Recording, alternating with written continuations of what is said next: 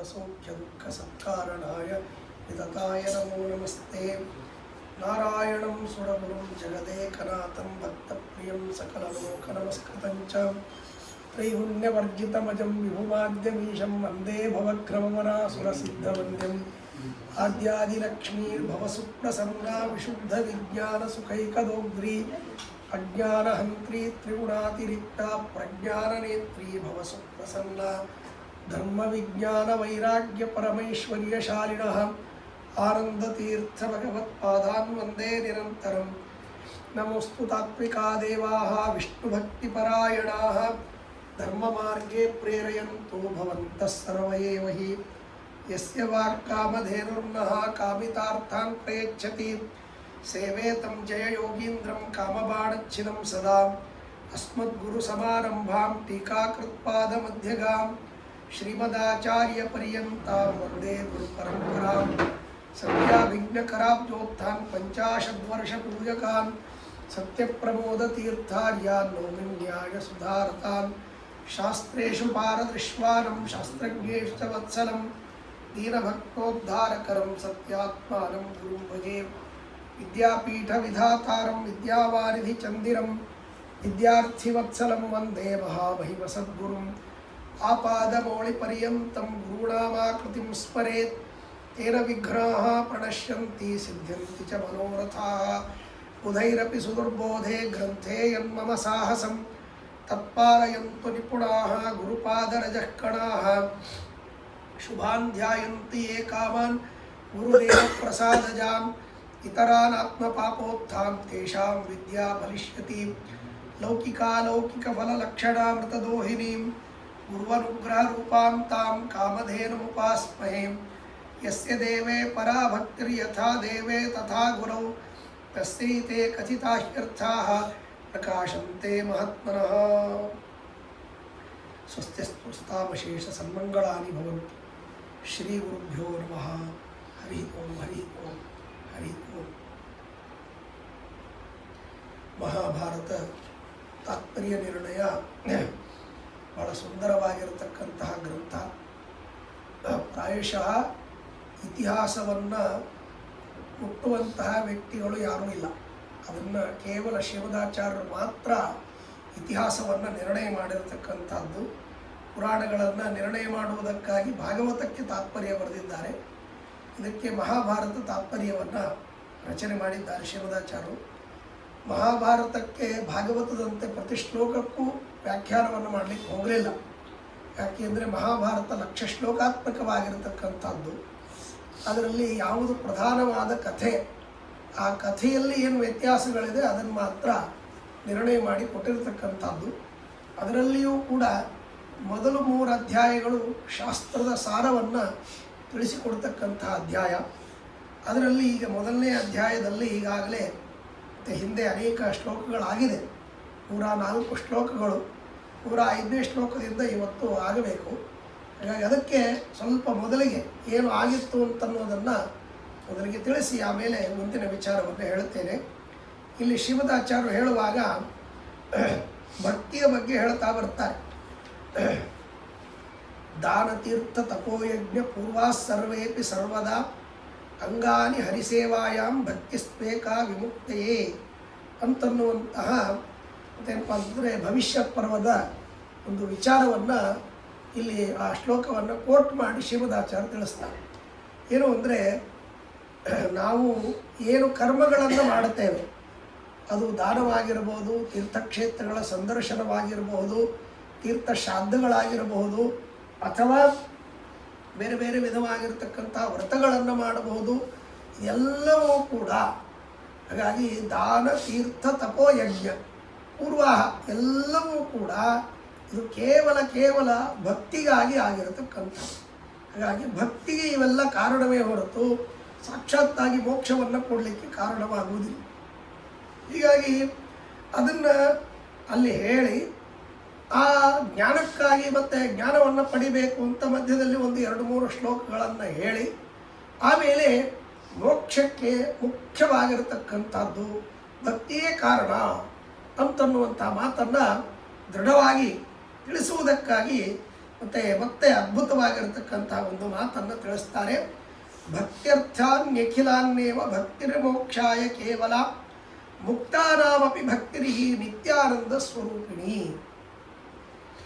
ಭಕ್ತಿಗಾಗಿ ಎಲ್ಲ ಕರ್ಮಗಳು, ನಾವು ಏನೇ ಕರ್ಮಗಳನ್ನು ಮಾಡಿದರೂ ಭಕ್ತಿಗಾಗಿ, ದೇವರ ಪೂಜೆ ಅಂತಾಗಲಿ, ಅಥವಾ ಬ್ರಾಹ್ಮಣರಿಗೆ ಅನ್ನದಾನ ಅಂತಾಗಲಿ, ಅಥವಾ ಒಂದು ತಪಶ್ಚರ್ಯವನ್ನು ವ್ರತಗಳನ್ನು ಮಾಡ್ತೀನಿ ಅಂತಾಗಲಿ, ಅಥವಾ ಯಜ್ಞ ಯಾಗಗಳನ್ನು ಮಾಡ್ತೀನಿ ಅಂತಾಗಲಿ, ಏನೇ ಒಂದು ದಾನವನ್ನು ಮಾಡಲಿ, ತೀರ್ಥಕ್ಷೇತ್ರಗಳ ಸಂದರ್ಶನವನ್ನು ಮಾಡಲಿ, ಯಾವುದೇ ವಿಧವಾಗಿರತಕ್ಕಂಥ ಕರ್ಮಗಳು ಇದು ಸಾಕ್ಷಾತ್ತಾಗಿ ಮೋಕ್ಷಕ್ಕೆ ಕಾರಣವಲ್ಲ ಎಂಬುದಾಗಿ ತಿಳಿಸ್ತಾರೆ. ಬಹಳ ಅದ್ಭುತವಾಗಿರತಕ್ಕಂಥ.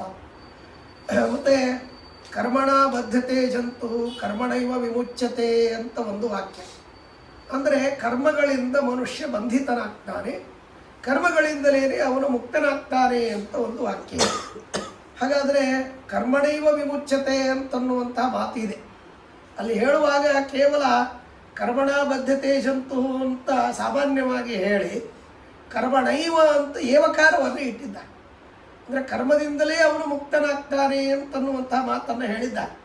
ಹಾಗಾದರೆ ಏವಕಾರವನ್ನು ಇಟ್ಟು ಹೇಳ್ತಾ ಇದ್ದುದರಿಂದಾಗಿ ನೀವು ಭಕ್ತಿಯಿಂದ ಮುಕ್ತಿಯಾಗ್ತದೆ ಅಂತ ಹೇಗೆ ಹೇಳ್ತೀರಿ ಅಂತ ಒಂದು ಪ್ರಶ್ನೆ ಬರ್ತದೆ. ಆ ಪ್ರಶ್ನೆಗೆ ಉತ್ತರವನ್ನು ಕೊಡ್ತಾ ಶ್ರೀಮದಾಚಾರ್ಯರು ಇದನ್ನು ಹೇಳ್ತಾರೆ. ಉಳಿದ ಯಾವ ಕರ್ಮಗಳಿಂದ ಮುಕ್ತಿಯಾಗ್ತದೆ ಅಂತನ್ನುವಂಥ ವಾಕ್ಯಗಳೇನಿವೆ ಅವೆಲ್ಲವೂ ಏತದರ್ಥವಾಗಿ ಕರ್ಮಣೈವ ವಿಮುಚ್ಯತೆ ಅಂದರೆ ಕರ್ಮಗಳಿಂದ ಭಕ್ತಿಯನ್ನು ಪಡೆದು ಆ ಭಕ್ತಿಯಿಂದ ಮುಕ್ತನಾಗ್ತಾನೆ ಅಂತ ತಿಳಿಯಬೇಕೇ ಹೊರತು ಕರ್ಮದಿಂದ ಮುಕ್ತನಾಗ್ತಾನೆ ಅಂತ ಸರ್ವಥಾ ಅಲ್ಲ. ಮತ್ತು ಏವಕಾರವನ್ನು ಹೇಳಿದ್ದಾರಲ್ಲ, ಕರ್ಮಣೈವ ಅಂತ ಏವಕಾರವನ್ನು ಹೇಳಿದ್ದಾರೆ. ಕರ್ಮಣೈವ ಅಂದ್ರೇನು? ಕರ್ಮದಿಂದಲೇ ಮುಕ್ತಿಯನ್ನು ಪಡಿತಾನೆ ಅಂತಂದಿದ್ದಾರೆ. ಅದಕ್ಕೆ ಶ್ರೀಮದಾಚಾರ್ಯ ಅಂತಾರೆ ಆ ಏವಕಾರ ಅಂದರೆ ಕರ್ತವ್ಯ ಕರ್ಮಗಳನ್ನು ಮಾಡಿಯೇನೇ ಮೋಕ್ಷವನ್ನು ಪಡಿಬೇಕು ಅಂತ ಇಷ್ಟು ಹೇಳಿದ್ದೇ ಹೊರತು ಕರ್ಮಗಳಿಂದಲೇ ಮುಕ್ತಿ ಅಂತ ಅರ್ಥವಲ್ಲ. ಯಾಕೆ ಅಂದರೆ ಅದಕ್ಕೆ ಗೀತೆಯಲ್ಲಿ ಭಗವಂತ ಬಹಳ ಸುಂದರವಾದ ಮಾತನ್ನು ಹೇಳ್ತಾನೆ. ನೈಕಶ್ಚಿತ್ ಕ್ಷಣಮಪಿ ಜಾತು ತಿಷ್ಠತ್ಯಕರ್ಮಕತ. ಹಾಗಾಗಿ ನೀನು ಕರ್ತವ್ಯ ಕರ್ಮಗಳನ್ನು ಮಾಡುತ್ತಾನೇ ಮೋಕ್ಷವನ್ನು ಪಡಿಬೇಕು. ಆಧಿಕಾರಿಕರು ಅಂತ ಕೆಲವರು ಹೇಳ್ತಾರೆ, ಅನಧಿಕಾರಿಕರು ಅಂತ ಕೆಲವರು ಹೇಳ್ತಾರೆ. ಆಧಿಕಾರಿಕರು ಅಂದರೆ ಯಾರು ಅಂತಂದರೆ ಯಾವ ವ್ಯಕ್ತಿಗಳಿಗೆ ಬ್ರಹ್ಮಚರ್ಯ ಮುಗಿಸಿ ಗೃಹಸ್ಥಾಶ್ರಮವನ್ನು ಪಡೆದುಕೊಂಡಿದ್ದಾರೋ ಅಂಥ ವ್ಯಕ್ತಿಗಳು ಅಧಿಕಾರಿಗಳು ಅಂತ ಕರೀತಾರೆ. ಅಧಿಕಾರಿಗಳು ಅಂದರೆ ಕರ್ಮವನ್ನು ಮಾಡುವುದಕ್ಕೆ ಅವರು ಅಧಿಕಾರಿಗಳು. ನಾನು ಇವತ್ತು ನನಗೆ ಮತ್ತೇನಪ್ಪ ಅಂದರೆ ಯಜ್ಞ ಮಾಡುವಂತಹ ಒಂದು ಅಧಿಕಾರ ಇದೆ. ಪ್ರತಿನಿತ್ಯ ನಾನು ಬೇರೆ ಬೇರೆ ವಿಧವಾಗಿರ್ತಕ್ಕಂಥ ಯಜ್ಞಗಳನ್ನು ಮಾಡಬೇಕು, ದಾನಗಳನ್ನು ಮಾಡಬೇಕು, ವ್ರತಗಳನ್ನು ಮಾಡಬೇಕು. ಈ ಎಲ್ಲ ವಿಧವಾಗಿರ್ತಕ್ಕಂಥ ಅಧಿಕಾರ ನಮಗೆ ಯಾವಾಗ ಬರ್ತದೆ ಅಂದರೆ ವಿವಾಹವಾದ ಮೇಲೆ ನಮಗೆ ಅಧಿಕಾರ ಕೊಡ್ತಾರೆ ಅನ್ನೋದಕ್ಕಾಗಿಯೇ ವಿವಾಹವಾದ ಮೇಲೆ ಗೃಹಸ್ಥಾಶ್ರಮಿಗೆ ದೊಡ್ಡ ಜವಾಬ್ದಾರಿ, ಬಹಳ ದೊಡ್ಡ ಜವಾಬ್ದಾರಿ ಅನ್ನೋದಕ್ಕಾಗಿಯೇ ಮುಹೂರ್ತದಲ್ಲಿ ಎಚ್ಚರಿಕೆ ಕೊಡ್ತಾರೆ. ಸುಮುಹೂರ್ತೆ ಸಾವಧಾನ, ನೀನು ಇನ್ನು ಮುಂದೆ ಮತ್ತೇನಪ್ಪ ಅಂದರೆ ಬ್ರಹ್ಮಚಾರಿ ಅಂತ ನೀನು ಇರಲಿಕ್ಕೆ ಸಾಧ್ಯ ಇಲ್ಲ.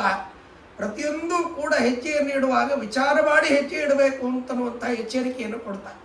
ಹಾಗಾಗಿ ಅಂತಹ ಅದ್ಭುತವಾಗಿರ್ತಕ್ಕಂಥ ಅಧಿಕಾರ ಯಾರಿಗಿರ್ತದೆಯೋ ಅಂತಹ ವ್ಯಕ್ತಿಗಳು ಕರ್ಮಗಳನ್ನು ಮಾಡದೇನೆ ನಾನು ಸುಮ್ಮನೆ ಕೂತು ಬಿಡ್ತೀನಿ, ಯಾಕೆಂದರೆ ಕರ್ಮಗಳಿಂದ ಬಂಧ ಆಗ್ತದೆ, ಸಂಸಾರದ ಬಂಧ ಬರ್ತದೆ ಅಂತನ್ನೋದಕ್ಕಾಗಿ ಯಾವ ಕರ್ಮಗಳನ್ನು ಮಾಡೋದಿಲ್ಲ, ಸುಮ್ಮನೆ ಕೂತು ಬಿಡ್ತೀನಿ ಅಂತಂದರೆ ಅದಕ್ಕೆ ದೇವರಂತಾನೆ ನೈಕಶ್ಚಿತ್ ಕ್ಷಣಮಪಿ ಜಾತು ತಿಷ್ಠತ್ಯ ಕರ್ಮಕೃತ. ನೀನು ಕರ್ಮಗಳನ್ನು ಮಾಡದೇನೆ ಒಂದು ಕ್ಷಣವೂ ಇರ್ಲಿಕ್ಕೆ ಸಾಧ್ಯ ಇಲ್ಲ.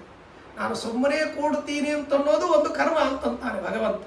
ಉಸಿರಾಡೋದು ಒಂದು ಕರ್ಮ, ನೋಡೋದು ಒಂದು ಕರ್ಮ, ಕಿವಿಯಿಂದ ಕೇಳೋದು ಒಂದು ಕರ್ಮ, ಮತ್ತು ಬಾಯಿಯಿಂದ ಮಾತಾಡೋದು ಒಂದು ಕರ್ಮ, ಕಾಲಿನಿಂದ ನಡೆಯೋದು ಒಂದು ಕರ್ಮ, ಕೈಗಳಿಂದ ಕೆಲಸ ಮಾಡೋದು ಒಂದು ಕರ್ಮವೇ.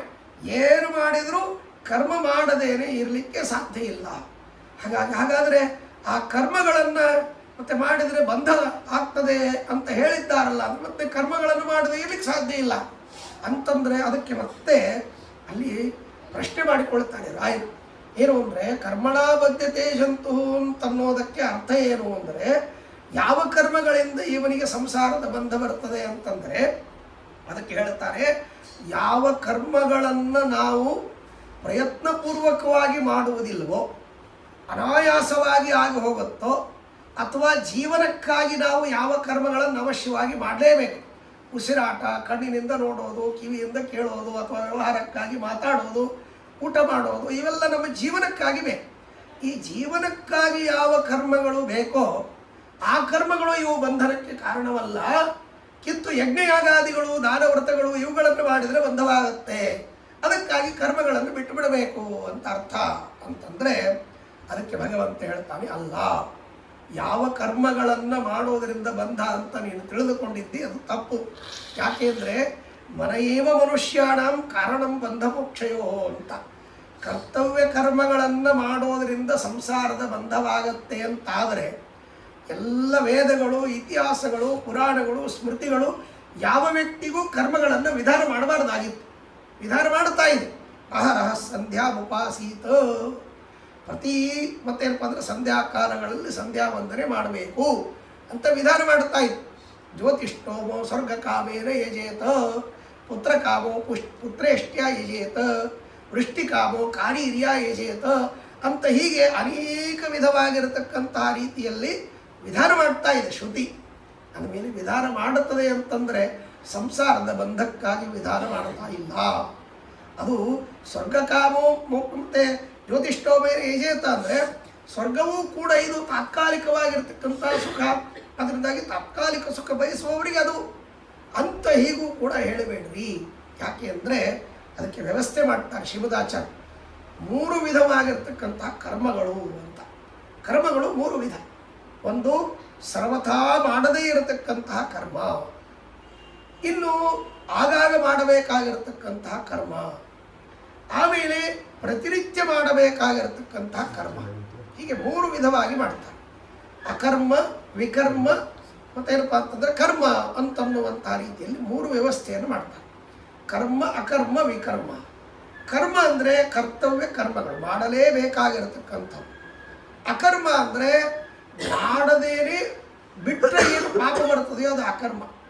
ವಿಕರ್ಮ ಅಂದರೆ ವಿಪರೀತವಾಗಿರತಕ್ಕಂತಹ ಕರ್ಮ. ಹೀಗೆ ಇವುಗಳನ್ನು ವ್ಯವಸ್ಥೆ ಮಾಡ್ತಾರೆ. ಹಾಗಾದರೆ ಯಾವ ಕರ್ಮಗಳನ್ನು ನಾವು ಪ್ರತಿನಿತ್ಯ ಮಾಡಬೇಕು ಅದು ಮಾಡಲೇಬೇಕು, ಅದನ್ನು ಬಿಡಬಾರ್ದು, ಎಂದೆಂದಿಗೂ ಬಿಡಬಾರ್ದು. ಎಂದಿಗೆ ನಮಗೆ ಉಪನಯನವಾಗತ್ತೆ ಅಂದಿನಿಂದ ಗಾಯತ್ರಿ ಜಪಾದಿಗಳ ಅಧಿಕಾರವನ್ನು ಕೊಡುತ್ತಾರೆ. ಆ ಬ್ರಹ್ಮಚಾರಿಗೆ ಅಗ್ನಿ ಕಾರ್ಯವನ್ನು ಹೇಳ್ತಾರೆ.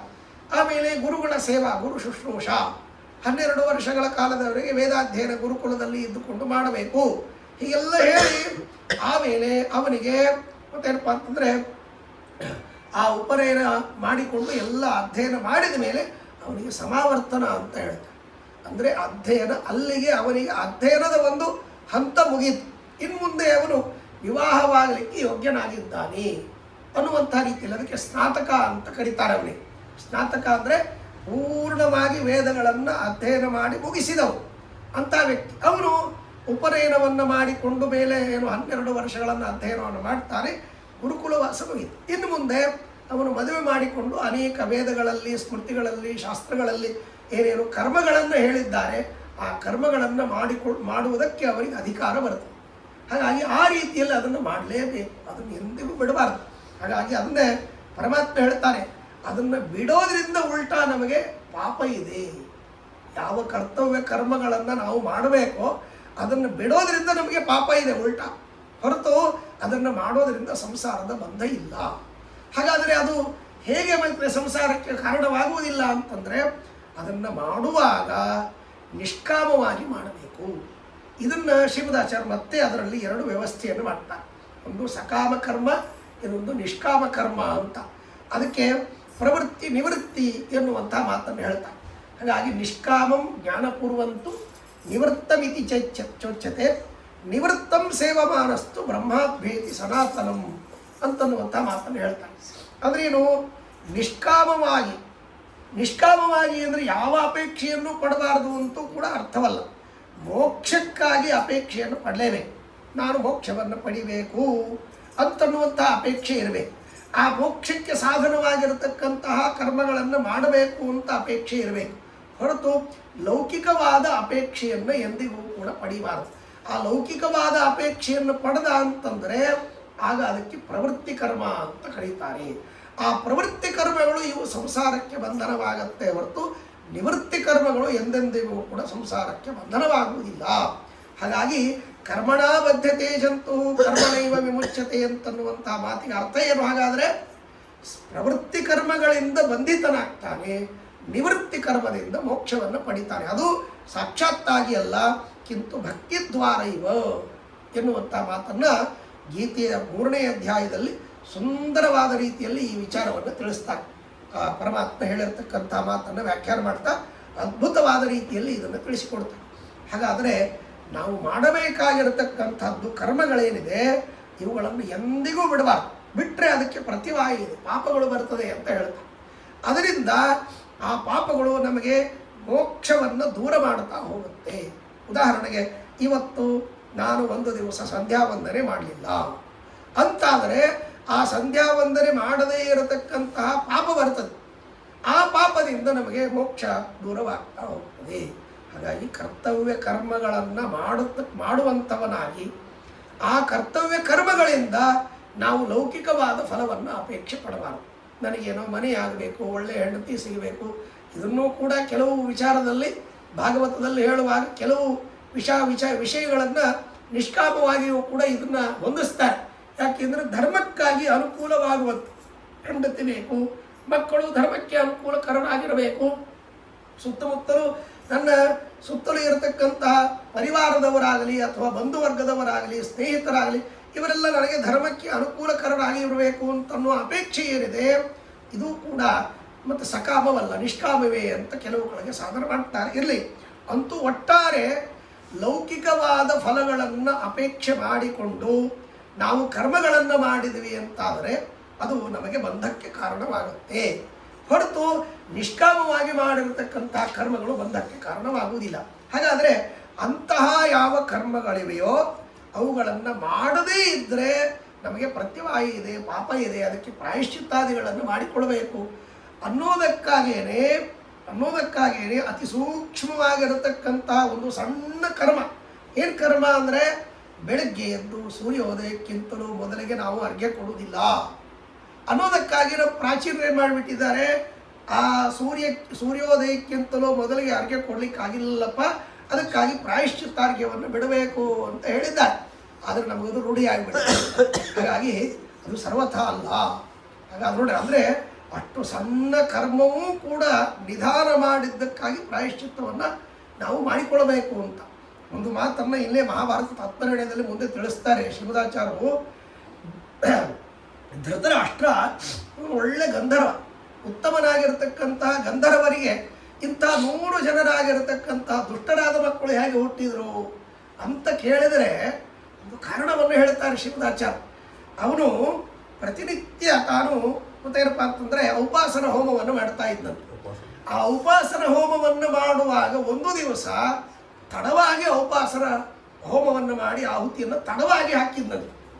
ಆ ತಡವಾಗಿ ಮಾಡಿದ್ದಕ್ಕಾಗಿ ಅವರಿಗೆ 100 ಜನ ಮಕ್ಕಳು ದುಷ್ಟರು ಹುಟ್ಟಿದರು ಅಂತನ್ನುವಂಥ ಕಾರಣವನ್ನು ಕೊಡ್ತಾರೆ. ಅವರು ಅಷ್ಟು ದೊಡ್ಡ ಗಂಧರ್ವ, ಅವರು ತಡವಾಗಿ ಹಾಕಿದ್ದಕ್ಕಾಗಿ ಇಟ್ಟು ನಾವು ನಿತ್ಯ ತಡ ಮಾಡ್ತೀವಿ ನಾವು, ಆದಮೇಲೆ ನಮ್ಮ ಅವಸ್ಥೆ ಏನು. ಹಾಗಾಗಿ ಅಷ್ಟು ಘೋರವಾಗಿರ್ತಕ್ಕಂಥದ್ದು. ಆ ಕಾರಣದಿಂದ ಸಕಾಲಕ್ಕೆ ಕರ್ತವ್ಯ ಕರ್ಮಗಳನ್ನು ಮಾಡಬೇಕು, ಅದನ್ನು ನಿಷ್ಕಾಮವಾಗಿ ಮಾಡಬೇಕು.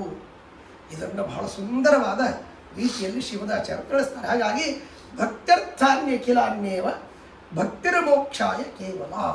ಹಾಗಾಗಿ ನಾವು ಏನು ಕರ್ಮಗಳನ್ನು ಮಾಡಿದರೂ ಅದು ಭಕ್ತಿಗಾಗಿ ಆಗತ್ತೆ, ಹೊರತು ಮೋಕ್ಷಕ್ಕೆ ಕಾರಣವಾಗಿರತಕ್ಕಂಥದ್ದು ಕೇವಲ ಭಕ್ತಿ.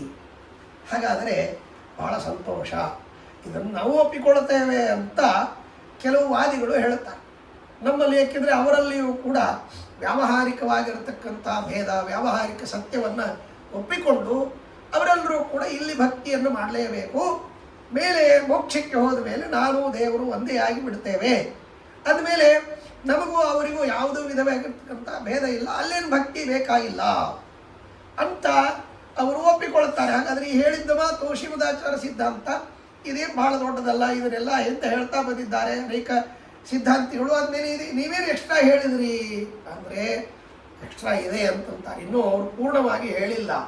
ಯಾಕೆ ಅಂದರೆ ಮೋಕ್ಷವನ್ನು ಹೊಂದಿದ ಮೇಲೂ ಕೂಡ ಮುಕ್ತರಾದ ವ್ಯಕ್ತಿಗಳಿಗೂ ಕೂಡ ಭಕ್ತಿ ಇರ್ತದೆ ಅನ್ನುವಂಥ ಮಾತನ್ನು ಹೇಳ್ತಾರೆ. ಭಾಳ ಸುಂದರವಾದ ಮಾತು ಅಲ್ರಿ. ಭಕ್ತಿ ಯಾಕೆ ಕಾರಣ? ಭಕ್ತಿ ಯಾವುದಕ್ಕೆ ಕಾರಣ ಅಂದರೆ ಮೋಕ್ಷಕ್ಕೆ ಕಾರಣ. ಮೋಕ್ಷ ಯಾವುದಿದ್ದರೆ ಭಕ್ತಿ ಆಗ್ಬೇಕ್ರಿ, ಬೇಕೇ ಆಗಿಲ್ಲ ಭಕ್ತಿ ಅಂದಮೇಲೆ ಮೋಕ್ಷವನ್ನು ಹೊಂದಿರತಕ್ಕಂಥ ಮುಕ್ತರಿಗೂ ಕೂಡ ಭಕ್ತಿ ಇದೆ ಅಂತ ಹೇಗೆ ಹೇಳ್ತೀರಿ ಅಂದರೆ ಅದಕ್ಕೆ ಶ್ರೀಮದಾಚಾರ್ಯರು ಬಿಡಿಸ್ತಾರೆ. ಬಹಳ ಸುಂದರವಾದ ಮಾತನ್ನು ಹೇಳ್ತಾರೆ. ಮುಕ್ತಾನಾಮಪಿ ಭಕ್ತಿ ನಿತ್ಯಾನಂದ ಸ್ವರೂಪಿಣಿ. ಮುಕ್ತರಾದ ವ್ಯಕ್ತಿಗಳಿಗೂ ಕೂಡ ಭಕ್ತಿ ಇರ್ತದೆ. ಆ ಭಕ್ತಿ ಅಂತದ್ದು ಅಂದರೆ ನಿತ್ಯಾನಂದ ಸ್ವರೂಪಿಣಿ, ನಿತ್ಯವಾದ ಆನಂದ ಸ್ವರೂಪಭೂತವಾಗಿರತಕ್ಕಂಥ ಭಕ್ತಿ ಅದು. ಹಾಗಾದ್ರೆ ಅದು ಹೇಗಿರ್ತದೆ ಅಂತನ್ನೋದಕ್ಕೆ ವಿವರವನ್ನು ಮಾಡ್ತಾರೆ. ಜ್ಞಾನಪೂರ್ವ ಪರಸ್ನೇಹ ನಿತ್ಯೋ ಭಕ್ತಿ ರೀತಿರಿಯತೆ ಇತ್ಯಾದಿ ವೇದ ವಚನಂ ಸಾಧನ ಪ್ರವಿಧಾಯಕಂ. ಬಹಳ ಸುಂದರವಾದ ಮಾತು. ಇಲ್ಲಿ ಮತ್ತೊಂದು ವ್ಯಾಖ್ಯಾನಕಾರರು ಪ್ರಶ್ನೆಯನ್ನು ಮಾಡಿಕೊಳ್ತಾರೆ. ಏನು ಅಂದರೆ ಅನೇಕ ಉಪನಿಷತ್ತುಗಳಲ್ಲಿ ನಾವು ಕೇಳುತ್ತೇವೆ, ಪ್ರಸಿದ್ಧವಾದ ಯಜುರ್ವೇದದ ಪುರುಷ ಸೂಕ್ತದಲ್ಲಿ ಒಂದು ಮಾತು ಬರ್ತದೆ, ಬಹಳ ಅದ್ಭುತವಾಗಿರ್ತಕ್ಕಂಥ ಮಾತು. ಏನು ಅಂತಂದರೆ ಅಯನಾಯ ನಾಣ್ಯಪಂಥ ಅಯನಾಯ ವಿದ್ಯತೆ ಅಂದ್ರೇನು ಅಂದರೆ ನೀವು ಮೋಕ್ಷವನ್ನು ಪಡೀಲಿಕ್ಕೆ ಜ್ಞಾನವನ್ನು ಬಿಟ್ಟರೆ ಮತ್ತೊಂದು ಕಾರಣವೇ ಇಲ್ಲ. ಅಲ್ಲಿ ಸ್ಪಷ್ಟವಾಗಿ ನಿಷೇಧ ಮಾಡಿದ್ದ. ನಾಣ್ಯಪಂಥ ಅಯನಾಯ ವಿದ್ಯತೆ. ಪಂಥ ಅಂದರೆ ಮಾರ್ಗ, ನಾಣ್ಯ ಅಂದರೆ ಬೇರೆ ಯಾವ ಮಾರ್ಗವೂ ಇಲ್ಲ. ಅಯನವನ್ನು ಅಂದರೆ ಮೋಕ್ಷವನ್ನು ಪಡೀಲಿಕ್ಕೆ ಜ್ಞಾನವೇ ಪ್ರಧಾನವಾದ ಕಾರಣ ಅಂತ ಉಪನಿಷತ್ತು ಹೇಳ್ತದೆ. ಶ್ರೀಮದಾಚಾರ್ಯರು ನೀವು ಹೇಳಿದ್ರಿ ಭಕ್ತಿರ ಮತ್ತು ಭಕ್ತಿಸ್ಬೇಕಾ ವಿಮುಕ್ತೆಯೇ ಭಕ್ತಿರ ಮೋಕ್ಷಾಯ ಕೇವಲ. ಭಕ್ತಿ ಒಂದೇ ಕೇವಲವಾಗಿ ಮೋಕ್ಷಕ್ಕೆ ಕಾರಣ ಅಂತ ಇದ್ದೀರಿ. ಹಾಗಾದರೆ ಜ್ಞಾನ ಕಾರಣವೋ ಭಕ್ತಿ ಕಾರಣವೋ ಅಂತ ಮತ್ತೆ ಪ್ರಶ್ನೆ ಬರುತ್ತೆ. ಆ ಪ್ರಶ್ನೆಗೆ ಶ್ರೀಮದಾಚಾರ್ಯರು ಇಲ್ಲಿ ಉತ್ತರವನ್ನು ಕೊಡುತ್ತಾರೆ. ಜ್ಞಾನಪೂರ್ವ ಪರಸ್ನೇಹ ನಿತ್ಯೋ ಭಕ್ತಿ ರೀತಿಯತೆ ಅಂದ್ರೇನು? ಭಕ್ತಿ ಅಂತನ್ನೋದ್ರೊಳಗೆ ಜ್ಞಾನವು ಸೇರಿಕೊಂಡಿದೆ, ಹಾಗಾಗಿ ವಿರೋಧ ಇಲ್ಲ. ಜ್ಞಾನ ಅಂತನ್ನೋದು ಭಕ್ತಿಯಲ್ಲೇ ಸೇರಿಕೊಂಡಿದೆ. ಯಾಕೆಂದರೆ ಭಕ್ತಿ ಅಂದ್ರೇನು? ಮಹಾತ್ಮ ಜ್ಞಾನ ಪೂರ್ವಸ್ತು ಸುದೃಢ ಸರ್ವತೋಧಿಕ ಸ್ನೇಹೋ ಭಕ್ತಿ ರೀತಿ ಪ್ರೋಕ್ತ. ಜ್ಞಾನ ಅಂದರೆ ಇಲ್ಲಿ ಅಪರೋಕ್ಷ ಜ್ಞಾನ ಅಂತ ಒಂದರ್ಥ, ಇನ್ನೊಂದರ್ಥ ಮತ್ತು ಅಪರೋಕ್ಷ ಜ್ಞಾನಕ್ಕಿಂತಲೂ ಮೊದಲಿಗೆ ಶಾಸ್ತ್ರದಿಂದ ನಿರ್ಣೀತವಾಗಿರತಕ್ಕಂಥ ಜ್ಞಾನ ಅಂತ ಅರ್ಥ. ಅಂದರೆ ನಮಗೆ ಏನೇನೇನೇನು ಸಂದೇಹಗಳು ಬರುತ್ತದೆ ಆ ಎಲ್ಲ ಸಂದೇಹಗಳನ್ನು ಪರಿಹಾರ ಮಾಡಿಕೊಂಡು ಇದ ಮಿಥ್ಯಮ್ಮಂತೆ ನಿರ್ಣಯ ಮಾಡಿಕೊಳ್ಳುತ್ತೇವೆ, ಅದು ಜ್ಞಾನ. ಅಂದರೆ ಅದಕ್ಕೆ ಮತ್ತೇನಪ್ಪ ಅಂದರೆ ಅಪರೋಕ್ಷ ಜ್ಞಾನಕ್ಕಿಂತಲೂ ಮೊದಲಿಗೆ ನಿಶ್ಚಯವಾಗಿರತಕ್ಕಂಥ ಜ್ಞಾನ ಅಂತ ಕರೀತಾರೆ. ಪೂರ್ಣವಾಗಿ ಯಾವ ತನ್ನ ಯೋಗ್ಯತಾನುಸಾರಿಯಾದ ಸಂದೇಹಗಳೆಲ್ಲ ಅವರಿಗೆ ಪರಿಹಾರವಾಗಿರಬೇಕು. ಅಲ್ಲ, ಅದು ಭಗವಂತನ ಸ್ವರೂಪ ಮತ್ತೆ ಅವನ ಗುಣಗಳ ಬಗ್ಗೆ ಜ್ಞಾನ. ಹೌದು, ಅಂದರೆ ಭಗವಂತನ ಜ್ಞಾನ, ಭಗವಂತನ ಸ್ವರೂಪ ಜ್ಞಾನ ಹಾಗೂ ಭಗವದ್ಭಕ್ತರ ಜ್ಞಾನ ತಾರತಮ್ಯ ಇದನ್ನು ತಿಳಿದುಕೊಳ್ಳು. ಅಂದರೆ ಭಗವಂತನ ಸ್ವರೂಪವನ್ನು ಲಕ್ಷ್ಮೀದೇವಿಗೂ ಪೂರ್ಣವಾಗಿ ತಿಳಿದುಕೊಳ್ಳಿಕ್ಕಾಗುವುದಿಲ್ಲ. ನಮ್ಮ ಯೋಗ್ಯತಾನುಸಾರಿಯಾಗಿ ದೇವರ ಜ್ಞಾನವನ್ನು ಮಾಡಿಕೊಳ್ಳುವಾಗ ನಮಗೆ ಏನು ಸಂದೇಹಗಳು ಬರ್ತದೆ. ಉದಾಹರಣೆಗೆ ಸುಮ್ಮನೆ ಒಂದು ದೃಷ್ಟಾಂತವನ್ನು ಹೇಳ್ತೇವೆ. ಹರಿ ಸರ್ವೋತ್ತಮ ಅಂತ ನಾವು ಹೇಳ್ತೇವೆ. ಸರ್ವೋತ್ತಮ ಅಂತನ್ನುವಂಥ ಮಾತು ದೇವರಿಗೆ ನಾವು ಹೇಳ್ತೇವೆ. ಕೆಲವರು ರುದ್ರದೇವರಿಗೆ ಹೇಳ್ತಾರೆ, ಕೆಲವರು ಶಕ್ತಿಗೆ ಹೇಳ್ತಾರೆ, ಕೆಲವರು ಗಣಪತಿಗೆ ಹೇಳ್ತಾರೆ, ಕೆಲವರು ಸೂರ್ಯನ ಸರ್ವೋತ್ತಮ ಅಂತ ಹೇಳ್ತಾರೆ. ಹೀಗೆ ಒಬ್ಬೊಬ್ಬರು ಒಂದೊಂದು ರೀತಿಯಲ್ಲಿ ಸರ್ವೋತ್ತಮ ಅಂತನ್ನುವಂಥ ಮಾತನ್ನು ಹೇಳ್ತಾರೆ. ಇದು ಎಲ್ಲದರ ಮೇಲೆ ಇನ್ನು ಕೆಲವರು ಒಬ್ಬ ಮನುಷ್ಯರನ್ನೇ ಸರ್ವೋತ್ತಮ ಅಂತನ್ನುವಂಥ ರೀತಿಯಲ್ಲಿ, ಅವನೇ ದೇವರು ಅಂತನ್ನುವಂಥ ರೀತಿಯಲ್ಲಿ ವಾದಿಸುವಂಥ ಜನ ಇದ್ದಾರೆ. ಹೀಗಾಗಿ ಈ ಎಲ್ಲ ರೀತಿಯಲ್ಲಿ ಇರುವಾಗ ದೇವರೇ ಸರ್ವೋತ್ತಮ ಅಂತನ್ನೋದು ನೀವು ಹೇಗೆ ಸಾಧನೆ ಮಾಡ್ತೀರಿ? ಅಲ್ಲ, ಇವಾಗ ನೀವು ಸುಧಾ ಓದ್ತೀರ, ಅಲ್ಲಿ ವ್ಯಾಕರಣ ಇನ್ನು ಇದೆಲ್ಲ ಅದನ್ನು ಜ್ಞಾನ ಅಂತ. ಹೌದೌದು, ಇದೆಲ್ಲ ಆ ಪ್ರಧಾನವಾಗಿರತಕ್ಕಂಥ ಜ್ಞಾನಕ್ಕೆ ಅವಯವಭೂತವಾಗಿರುತ್ತೆ, ಅಂಗವಾಗಿರತಕ್ಕಂಥ. ಅದಿಲ್ಲದೆ ಜ್ಞಾನ ಬರಲ್ಲ. ಹೌದೌದು, ಅದಕ್ಕೆ ಷಡಂಗಗಳು ಅಂತ ಹೇಳಿದ್ದಾರೆ. ವೇದಗಳಿಗೆ 6 ಅಂಗಗಳು: ವ್ಯಾಕರಣ, ಛಂದಸ್ಸು, ಜ್ಯೋತಿಷ್ಯ, ನಿರುಕ್ತ, ಆಮೇಲೇನಪ್ಪ ಅಂತಂದರೆ 6 ಹೇಳ್ತಾರೆ. ಹಾಗಾಗಿ ಆ 6 ಇವುಗಳು ಕೂಡ ವೇದಗಳಿಗೆ ಅಂಗಗಳು. ಅವುಗಳನ್ನು ಓದಿದ್ರೇನೆ ಶುದ್ಧವಾಗಿರ್ತಕ್ಕಂಥ ಜ್ಞಾನ ಬರ್ತದೆ. ಅವುಗಳನ್ನು ಓದಿದ್ರೇನೆ ಶುದ್ಧವಾಗಿರ್ತಕ್ಕಂಥ ಜ್ಞಾನ ಬರ್ತದೆ. ಈ ಜ್ಞಾನ ಇಲ್ಲ ಅಂದ್ರೆ ಭಕ್ತಿ ಇಲ್ಲ. ಇಲ್ಲ ಅಂದರೆ ಈ ಜ್ಞಾನ ಪಡೆದ್ರೂ ಭಕ್ತಿ ಬರುವುದಿಲ್ಲ ಕೆಲವರಿಗೆ. ಅಲ್ಲ, ಭಕ್ತಿ ಬರಬೇಕು ಅಂದ್ರೆ ಈ ಜ್ಞಾನ. ಹೌದೌದು, ಜ್ಞಾನಪೂರ್ವಕವಾದ ಭಗವಂತನ ಬಗ್ಗೆ ತಾರತಮ್ಯ ಬಗ್ಗೆ ತಿಳ್ಕೊಂಡ್ರೆ ಸಾಲದು. ಅಂದರೆ ಅದಕ್ಕೆ ಹೇಳಿದೆ, ಅಂದರೆ ಏನೇನು ನಮಗೆ ಸಂದೇಹ ಬರ್ತದೆಯೋ ನಮ್ಮ ಯೋಗ್ಯತಾನುಸಾರಿಯಾಗಿ ಸರ್ವೋತ್ತಮ ಅಂತನ್ನೋದಕ್ಕೆ ಸರ್ವ ಅಂತನ್ನೋ ಶಬ್ದಕ್ಕೆ ಯಾರನ್ನ ಸ್ವೀಕಾರ ಮಾಡಬೇಕು? ಇಲ್ಲಿ ಮೊದಲಿಗೆ ಪ್ರಶ್ನೆ ಬರುತ್ತೆ. ಸರ್ವೋತ್ತಮ ಅಂತನ್ನೋದಕ್ಕೆ ಸರ್ವ ಶಬ್ದದಿಂದ ಯಾರನ್ನು ಸ್ವೀಕಾರ ಮಾಡ್ತೀರಿ? ಸಂಕೋಚ ಮಾಡ್ತೀರೋ ಸರ್ವ ಅಂತನ್ನೋ ಶಬ್ದಕ್ಕೆ, ಅಥವಾ ನಿಸ್ಸಂಕೋಚವಾಗಿ ಸರ್ವ ಶಬ್ದಕ್ಕೆ ಅರ್ಥವನ್ನು ಹೇಳ್ತೀರೋ? ಈಗ ಉದಾಹರಣೆಗೆ ಬ್ರಹ್ಮಾದಿ ಎಲ್ಲ ದೇವತೆಗಳು ರುದ್ರದೇವರಿಗೆ ಶರಣು ಬಂದರು ಅಂತ ನಾನು ಹೇಳಿದೆ. ಇದು ಪುರಾಣಗಳಲ್ಲಿ ಬರ್ತದೆ. ಹಾಗಾದರೆ ಬ್ರಹ್ಮಾದಿ ದೇವತೆಗಳೆಲ್ಲರೂ ರುದ್ರದೇವರಿಗೆ ಶರಣು ಬಂದರು ಅಂತಂದಾಗ ಬ್ರಹ್ಮದೇವರ ಯೋಗ್ಯತೆ ದೊಡ್ಡದು. ರುದ್ರದೇವರು ಮತ್ತೇನಪ್ಪ ಅಂತಂದರೆ ಅವರು ರುದ್ರದೇವರು ಸಣ್ಣವರಾದ ಮೇಲೆ ಯೋಗ್ಯತೆಯಲ್ಲಿ ಸಣ್ಣವರಿರ್ತಕ್ಕಂಥ ರುದ್ರದೇವರಿಗೆ ಬ್ರಹ್ಮದೇವರು ಶರಣು ಬಂದರು ಅಂತ ಹೇಗೆ ಸಾಧ್ಯ ಅಂತಂದಾಗ ಅಲ್ಲಿ ವ್ಯವಸ್ಥೆ ಮಾಡ್ತಾರೆ.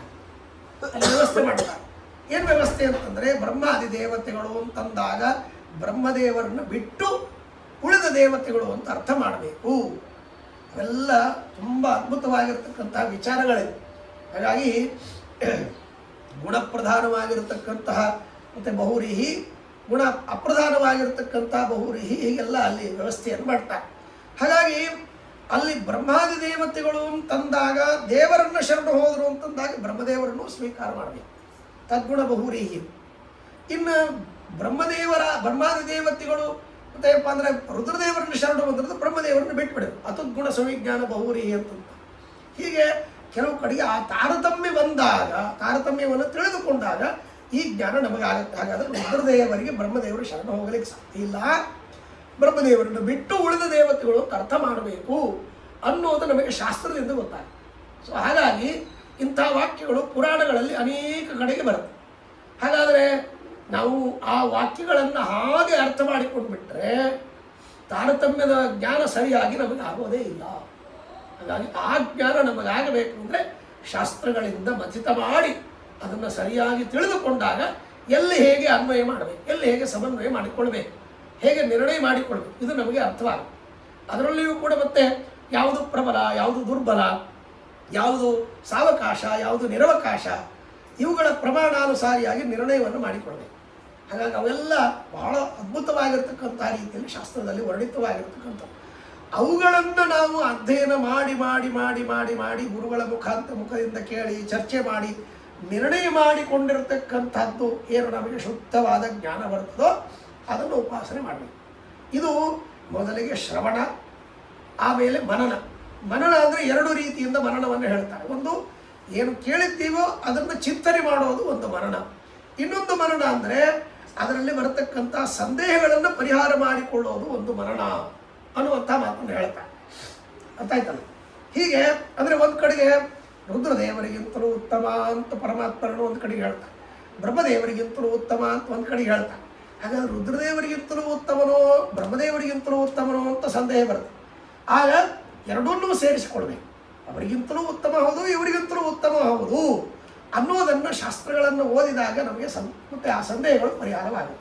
ಹೀಗೆ ಆ ಪ್ರಬಲವಾಗಿರತಕ್ಕಂತಹ ದುರ್ಬಲವಾಗಿರತಕ್ಕಂತಹ ಪ್ರಮಾಣಗಳು ಸಾವಕಾಶ ನಿರವಕಾಶಗಳಿಂದ ಮತ್ತು ಪೂರ್ವ ಪರಿಕಾರ, ಹಿಂದೆ ಏನು ಹೇಳಿದ್ದಾರೆ, ಮುಂದೆ ಏನು ಹೇಳ್ತಾ ಇದ್ದಾರೆ, ಅವುಗಳ ಮಧ್ಯದಲ್ಲಿ ಏನು ಹೇಳಲಿಕ್ಕೆ ಹೊರಟಿದ್ದಾರೆ, ಇವುಗಳನ್ನು ನೋಡಿ ಅವುಗಳಿಂದ ಶಾಸ್ತ್ರದಲ್ಲಿ ನಿರ್ಣಯವನ್ನು ಮಾಡ್ತಾರೆ.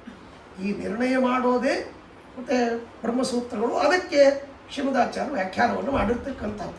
ಹಾಗಾಗಿ ಆ ನಿಟ್ಟಿನಲ್ಲಿ ಮತ್ತು ಬ್ರಹ್ಮಸೂತ್ರಗಳನ್ನು ನಾವು ತೆಗೆದುಕೊಂಡು ಅದರ ಒಂದು ಚೌಕಟ್ಟಿನಲ್ಲಿ ಪ್ರತಿಯೊಂದು ಪುರಾಣಗಳಿಗೂ ಇತಿಹಾಸಗಳಿಗೂ ಸ್ಮೃತಿಗಳಿಗೂ ಅಥವಾ ಬೇರೆ ಬೇರೆ ವೇದವಾಕ್ಯಗಳಿಗೂ ಅರ್ಥವನ್ನು ಮಾಡಿಕೊಳ್ಬೇಕು.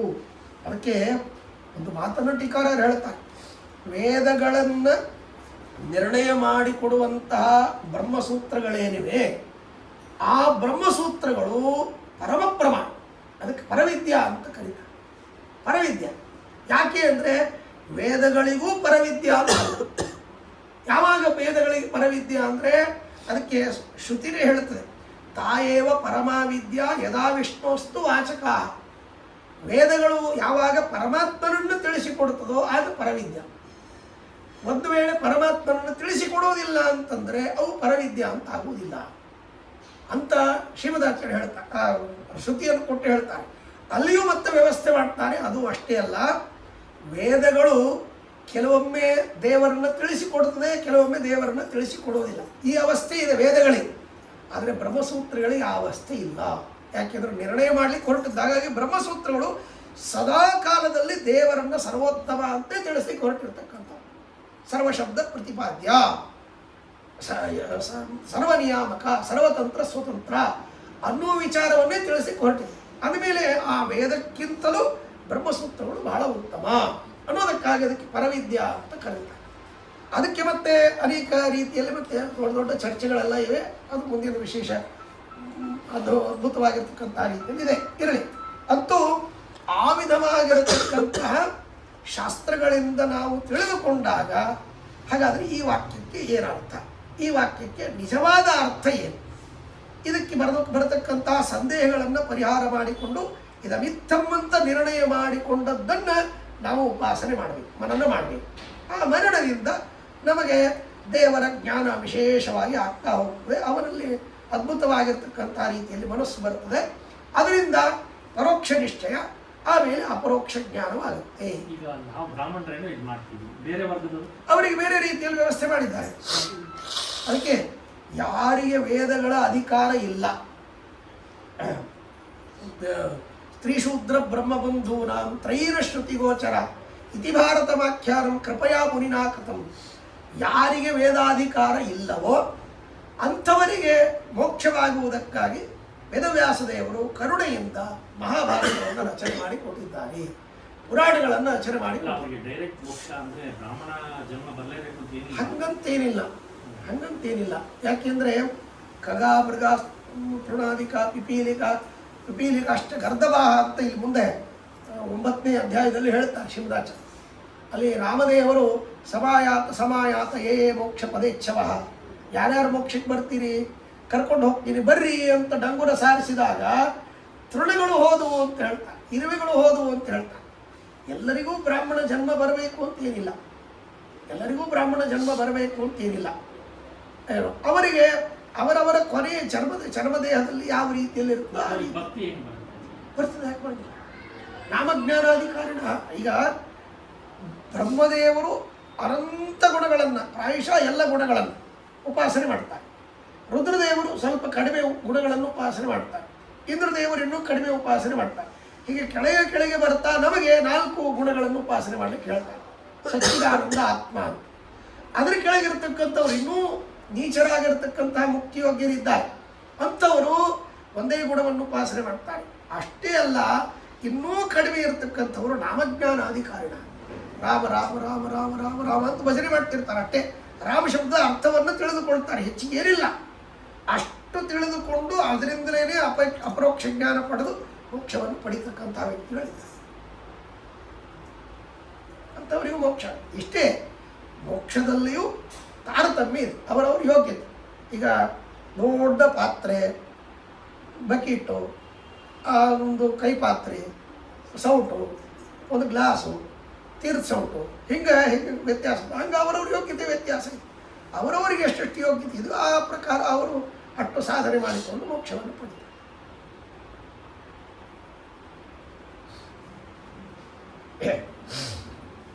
ಹಾಗಾಗಿ ಜ್ಞಾನಪೂರ್ವಕವಾಗಿರತಕ್ಕಂತಹ ಸುದೃಢವಾದ ಸ್ನೇಹವೇ ಭಕ್ತಿ.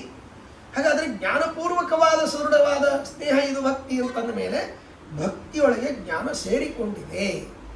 ಭಕ್ತಿಯಲ್ಲಿ ಜ್ಞಾನ ಸೇರಿಕೊಂಡಿದೆ. ಆದ್ದರಿಂದಾಗಿ ಜ್ಞಾನದಿಂದಲೇ ಮೋಕ್ಷ ಅಂತಂದರೆ ಭಕ್ತಿಯಿಂದಲೇ ಮೋಕ್ಷ, ಭಕ್ತಿಯೊಳಗೆ ಜ್ಞಾನ ಸೇರಿಕೊಂಡಿದೆ ಅನ್ನುವಂತಹ ಮಾತನ್ನು ನಾವು ತಿಳಿದುಕೊಳ್ಳುತ್ತೇವೆ. ಹಾಗಾದರೆ ಜ್ಞಾನಪೂರ್ವಕವಾದ ಸುದೃಢವಾದ ಸ್ನೇಹ ಇದು ಭಕ್ತಿ ಅಂದ ಮೇಲೆ ಆ ಸುದೃಢವಾದ ಸ್ನೇಹ ಅಂತನ್ನೋದು ಮೋಕ್ಷದಲ್ಲಿ ಇದ್ದೇ ಇದೆ. ಯಾಕೆಂದರೆ ಇಲ್ಲಿ ನಾವು ಸಂಸಾರಾವಸ್ಥೆಯಲ್ಲಿ ಇರುವಾಗಲೇ ದೇವರಲ್ಲಿ ಅದ್ಭುತವಾಗಿರ್ತಕ್ಕಂಥ ಸ್ನೇಹವನ್ನು ನಾವು ಮಾಡ್ತೇವೆ. ಅದು ಹೇಗೆ ಅಂದರೆ ಅನೇಕ ಶಾಸ್ತ್ರಗಳನ್ನು ಓದಿ ಆ ಭಗವಂತನ ಮಹಿಮಾ ಜ್ಞಾನವನ್ನು ಮಾಡಿಕೊಂಡು ಸುದೃಢವಾದ ಸ್ನೇಹವನ್ನು ಮಾಡಿಕೊಳ್ತೀವಿ. ಅದು ಪ್ರಯತ್ನ ಮಾಡ್ತಾ ಇರ್ತೀವಿ. ಮೋಕ್ಷವನ್ನು ಹೊಂದಿದಂತಹ ವ್ಯಕ್ತಿಗಳು ಎಲ್ಲ ವಿಧವಾದ ದೃಢವಾದ ನಿರ್ಣಯ ಮಾಡಿಕೊಂಡು ಅಪರೋಕ್ಷ ಜ್ಞಾನವನ್ನು ಪಡೆದು ಮೋಕ್ಷವನ್ನು ಪಡೆದಿರ್ತಾರೆ. ಆದಮೇಲೆ ನಮಗಿಂತಲೂ ಹೆಚ್ಚಿನವಾದ ದೃಢವಾದ ಸ್ನೇಹ ಅವರಲ್ಲಿ ಇದ್ದೇ ಇದೆ, ನಮಗಿಂತಲೂ ಹೆಚ್ಚಿನ ಜ್ಞಾನ ಅವರಲ್ಲಿ ಇದೆ. ಆದಮೇಲೆ ಮಹಾತ್ಮ ಜ್ಞಾನಪೂರ್ವಕವಾದ ಸುದೃಢವಾದ ಸ್ನೇಹವೇ ಭಕ್ತಿ. ಆಮೇಲೆ ಆ ಭಕ್ತಿ ಮೋಕ್ಷದಲ್ಲಿ ಇದ್ದೇ ಇದೆ. ಏಕೆಂದರೆ ಅಲ್ಲಿಯೂ ಕೂಡ ಭಗವಂತನ ಭಕ್ತಿಯನ್ನು ಮಾಡೇ ಮಾಡುತ್ತಾರೆ. ಆದರೆ ವ್ಯತ್ಯಾಸ ಇಷ್ಟೇ, ಇಲ್ಲಿ ಮಾಡುವಂತಹ ಭಕ್ತಿ ಇದು ಮೋಕ್ಷಕ್ಕೆ ಕಾರಣವಾಗುತ್ತೆ, ಅಲ್ಲಿ ಮಾಡುವಂತಹ ಭಕ್ತಿ ಇದು ಆನಂದ ಸ್ವರೂಪವಾಗಿರುತ್ತದೆ ಅನ್ನುವಂಥ ಮಾತನ್ನು ಹೇಳ್ತಾರೆ. ಬಹಳ ಸುಂದರವಾದ ಮಾತು. ಹಾಗಾಗಿ ಆ ಮಾತನ್ನು ಹೇಳ್ತಾರೆ, ಮುಕ್ತಾನಾಮಪಿ ಭಕ್ತಿರಿ ನಿತ್ಯಾನಂದ ಸ್ವರೂಪಿಣಿ. ಮೋಕ್ಷದಲ್ಲಿಯೂ ಕೂಡ ಇರತಕ್ಕಂತಹ ವ್ಯಕ್ತಿಗಳಿಗೆ ಭಕ್ತಿ ಇರುತ್ತದೆ, ಅದು ನಿತ್ಯಾನಂದ ಸ್ವರೂಪ. ಅಂದರೆ ನಮಗೆ ಭಕ್ತಿ ಇಲ್ಲಿ ಮಾಡಿದಾಗ ಒಂದು ಸ್ವಲ್ಪ ಹೊತ್ತು ಮಾಡ್ತೀವಿ, ಅತ್ಯಂತ ಕಣ್ಣೀರು ಇಡ್ತೀವಿ, ದುಃಖ ಪಡ್ತೀವಿ, ಸ್ವಲ್ಪ ಹೊತ್ತಾದ್ಮೇಲೆ ಬೇಸರ ಬಂದ್ಬಿಡುತ್ತೆ, ಸಾಕಪ್ಪ ಇಷ್ಟು ಇವತ್ತು ಭಾಳ ಮಾಡಿಬಿಟ್ವಿ ಅಂತ ಅದ್ರ ಬಗ್ಗೆ ತಾತ್ಸಾರ ಪಡ್ತೀವಿ. ಆದರೆ ಮೋಕ್ಷದಲ್ಲಿ ಇರತಕ್ಕಂತಹ ವ್ಯಕ್ತಿಗಳಿಗೆ ಹಾಗೆ ಬರುವುದಿಲ್ಲ, ನಿರಂತರವಾಗಿ. ಹಾಗೆ ಅದಕ್ಕಾಗಿ ಹೇಳಿದ್ರು ನಿತ್ಯಾನಂದ ಸ್ವರೂಪಿ. ನಿತ್ಯವೂ ಆನಂದವನ್ನು ಅನುಭವಿಸಬೇಕು ಅಂದರೆ ಆ ಭಕ್ತಿಯಲ್ಲೇ ಬೇಕು. ಪ್ರತಿ ಕ್ಷಣವೂ ಆ ಲಕ್ಷ್ಮೀದೇವಿಗೆ ಹೇಗೆ ಹೇಳುತ್ತಾರೆ, ಪ್ರತಿ ಕ್ಷಣವೂ ಬಿಡದೇನೆ ಮತ್ತೇನಪ್ಪ ಅಂದರೆ ಆ ಪರಮಾತ್ಮನ ಸೇವೆಯನ್ನು ನಿರಂತರವಾಗಿ ಮಾಡ್ತಾರೆ. ಅಗಣೀಯ ಗುಣರ್ಣವೋ ಮನಸ್ಸೈ ನಾರಾಯಣ ಏಷ ಕೇವಲಂ. ಪರಮಾತ್ಮನ ಗುಣಗಳನ್ನು ಎಣಿಸಲಿಕ್ಕೆ ಸಾಧ್ಯವೇ ಇಲ್ಲ. ಆದರೂ ಲಕ್ಷ್ಮೀದೇವಿ ಒಂದು ಗುಣದ ಪರಮಾಣುವಿನ ಮತ್ತು ಅದರಲ್ಲಿರ್ತಕ್ಕಂಥ ಅನಂತ ಗುಣಗಳನ್ನು ಎಣಿಸ್ತಾಳೆ ಇರ್ತಾಳೆ. ಲಕ್ಷ್ಮೀದೇವಿಗೆ ವ್ಯವಸ್ಥೆ ಅಂತಂದರೆ ನಮಗೆಲ್ಲಿ, ಹಾಗಾಗಿ ನಮಗೆ ಆ ಸೂಕ್ಷ್ಮ ಅರ್ಥ ಆಗುವುದಿಲ್ಲ. ನಾವೆಲ್ಲ ಬಾಲಿಶ ಮತಿಗಳು. ಹಾಗಾಗಿ ನಮಗೆ ಮೇಲೆ ನೋಡಲಿಕ್ಕೆ ಎಷ್ಟು ನಮ್ಮ ಯೋಗ್ಯತಾನುಸಾರಿಯಾಗಿ ಒಂದೋ ಎರಡೋ ಜ್ಞಾನವೋ ಅದು ಪೂರ್ಣವಾಗಿ ಆಗದೇ ಇರತಕ್ಕಂಥ ರೀತಿಯಲ್ಲಿ ಇರ್ತದೆ, ಅಷ್ಟೇ ನಮ್ಮ ಯೋಗ್ಯತೆ.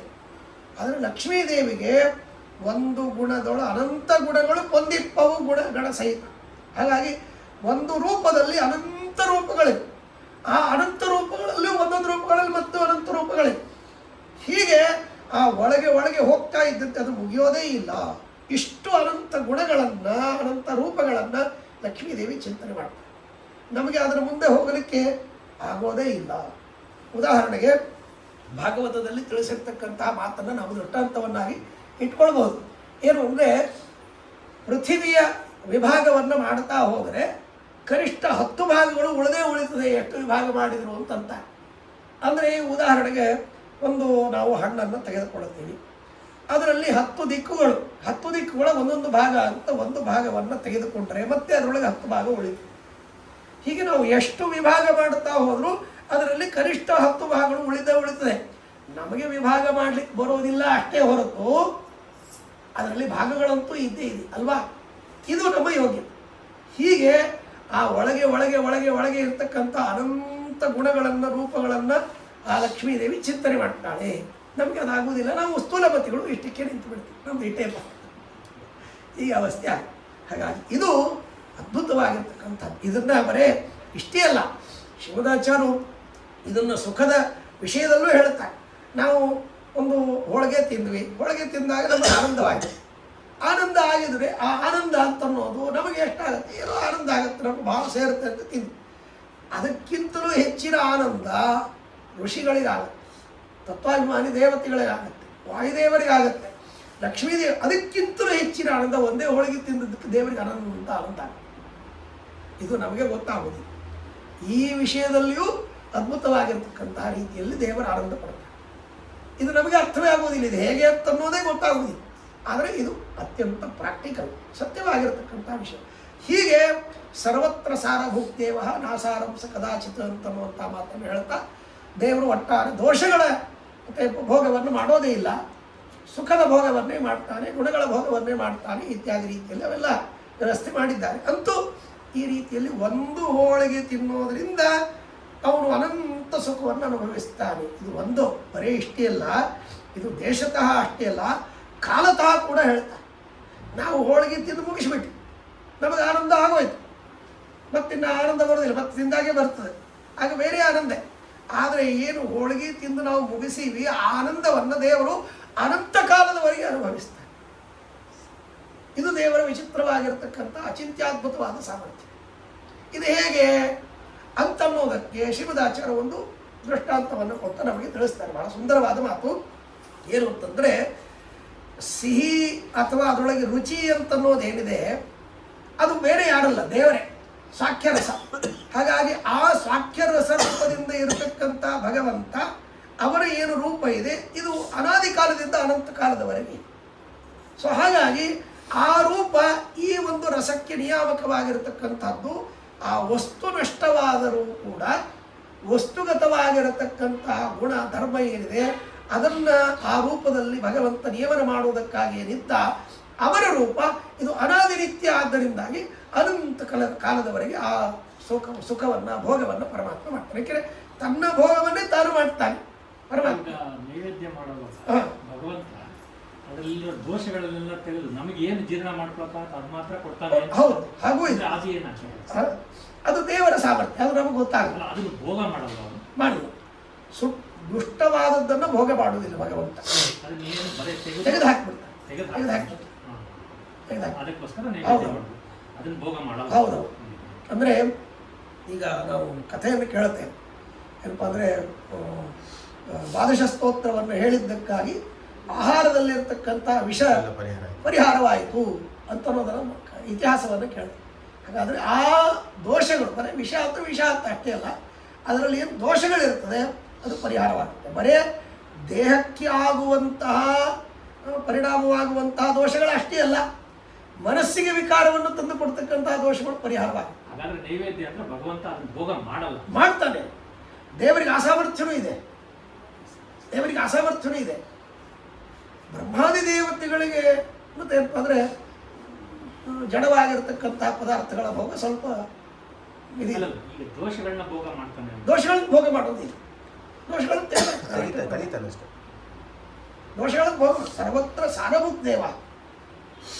ಎಲ್ಲ ಕಡೆಗೆ ಸತ್ಯ ಶುದ್ಧವಾಗಿರತಕ್ಕಂಥ ಗುಣಗಳನ್ನು ಮಾತ್ರ ಪರಮಾತ್ಮ ಭೋಗ ಮಾಡ್ತಾನೆ ಹೊರತು ದೋಷಗಳನ್ನು ಭೋಗ ಮಾಡೋದಿಲ್ಲ. ಅಂದರೆ ಕೆಲವು ಹೀಗಿದೆ, ನಮಗೆ ದೋಷವಾಗಿರ್ತಕ್ಕಂಥದ್ದು ದೇವರಲ್ಲಿ ಗುಣ ಇದೆ, ದೇವರಲ್ಲಿ ಗುಣವಾಗುತ್ತೆ. ದೇವರಲ್ಲಿ ದೋಷವಾಗಿರ್ತಕ್ಕಂಥದ್ದು ನಮಗೆ ಗುಣವಾಗುತ್ತೆ. ಹೀಗೆ ವಿಪರೀತವಾದ ಗುಣಗಳು ಕೆಲವಿವೆ, ಅಂಥ ಗುಣಗಳು ಇವೆ. ಉದಾಹರಣೆಗೆ ಇವತ್ತೇನಪ್ಪ ಅಂದರೆ ನಾವು ಭಕ್ತಿ ಮಾಡ್ತೀವಿ. ಈ ಭಕ್ತಿ ಭಾರಿ ಭಾರಿ ಅದ್ಭುತವಾದ ಭಕ್ತಿ, ವಾಯುದೇವರ ತನಕ ಹೋಗ್ತೀವಿ. ವಾಯುದೇವರು ಭಕ್ತಿ ಮಾಡ್ತಾರೆ, ಲಕ್ಷ್ಮೀದೇವಿ ಭಕ್ತಿ ಮಾಡ್ತಾಳೆ. ಹಾಗಾದರೆ ಎಷ್ಟೋ ಅದ್ಭುತವಾದ ಭಕ್ತಿ, ಇದು ದೊಡ್ಡ ಗುಣ.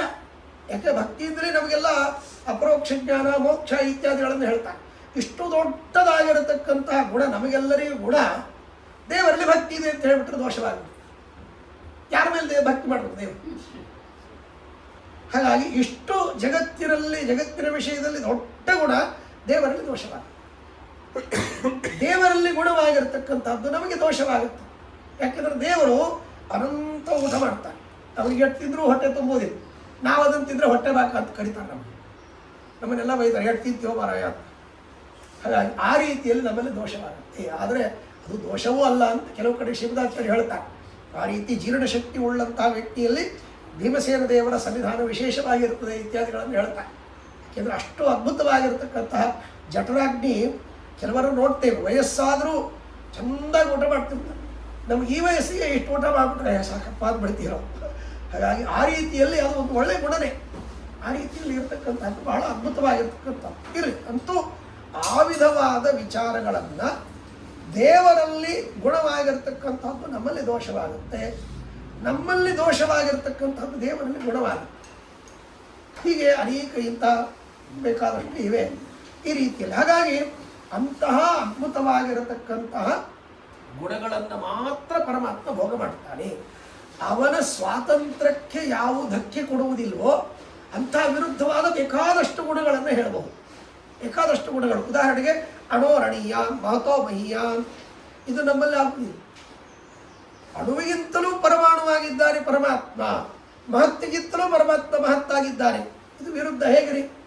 ತದ್ದೂರೇ ತದ್ವಂತಿಕೆ, ಅಲ್ಲೂ ಇದ್ದಾನೆ ಇಲ್ಲೂ ಇದ್ದಾನೆ, ಏಕಕಾಲದಲ್ಲಿ ಏಕ ಕ್ಷಣದಲ್ಲಿ ಇದರಲ್ಲಿ ಪರಮಾತ್ಮ ಇದ್ದಾನೆ.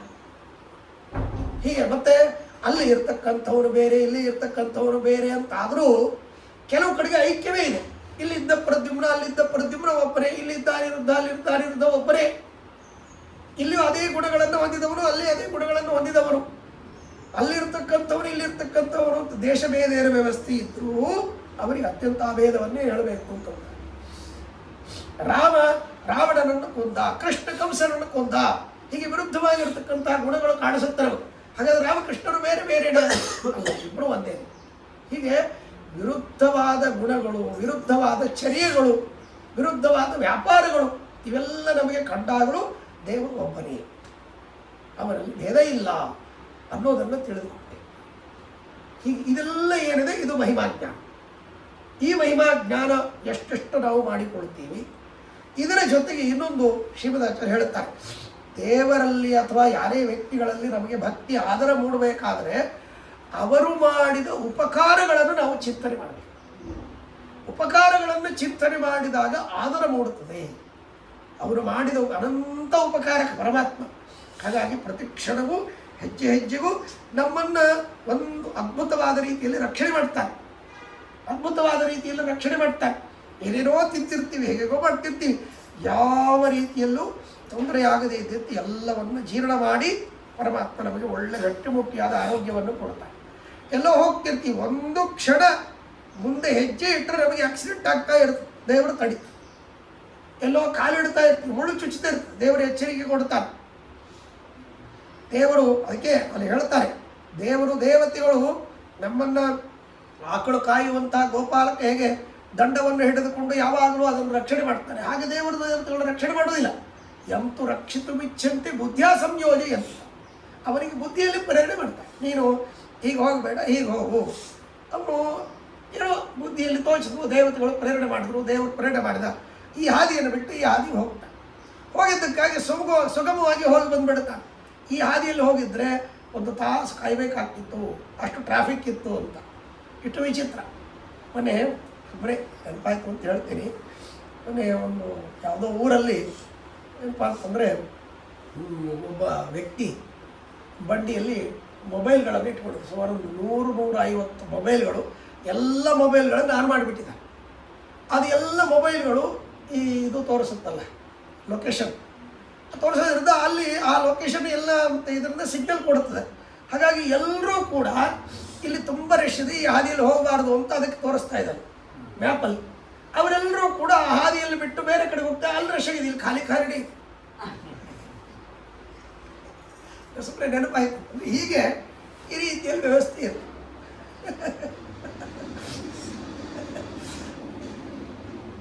GPS GPR ಅನ್ನು ಹೇಳ್ತಾರಲ್ಲ,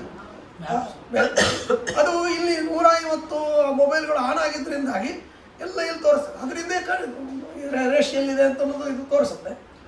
ಏನಿಲ್ಲ, ಅವನು ಬಂಡಿ ತುಂಬಿಕೊಂಡು ಆರಾಮ ಹೋಗ್ತಾ ಇದ್ದ. ಹೀಗಾಗುತ್ತೆ. ಸರಿ, ಅದರಿಂದಾಗಿ ಜ್ಞಾನಪೂರ್ವಕ ಅಂದರೆ ಆ ಜ್ಞಾನಪೂರ್ವಕವಾಗಿ ದೇವರ ಮಹಿಮೆಯನ್ನು ಜ್ಞಾನ ಮಾಡಿಕೊಂಡು ಆಗ ನಮಗೆ ಸ್ನೇಹ ಅಂತಂದು ಹೆಚ್ಚೆಚ್ಚಾಗ್ತಾ ಹೋಗ್ತದೆ. ಹಾಗಾದರೆ ಜ್ಞಾನಪೂರ್ವಕವಾದ ಸ್ನೇಹ ಇಲ್ಲಿ ಬೆಳೆಸಿಕೊಳ್ಳುವಂಥದ್ದು ಅಲ್ಲಿ ಬೆಳೆದು ನಿಂತು ಬಿಟ್ಟಿರ್ತದೆ ಮೋಕ್ಷದಲ್ಲಿ. ಅಂದರೆ ಅಲ್ಲಿಯೂ ಭಕ್ತಿ ಇದ್ದೇ ಇದೆ ಅನ್ನೋದನ್ನು ಒಪ್ಪಿಕೊಳ್ಳಲೇಬೇಕು.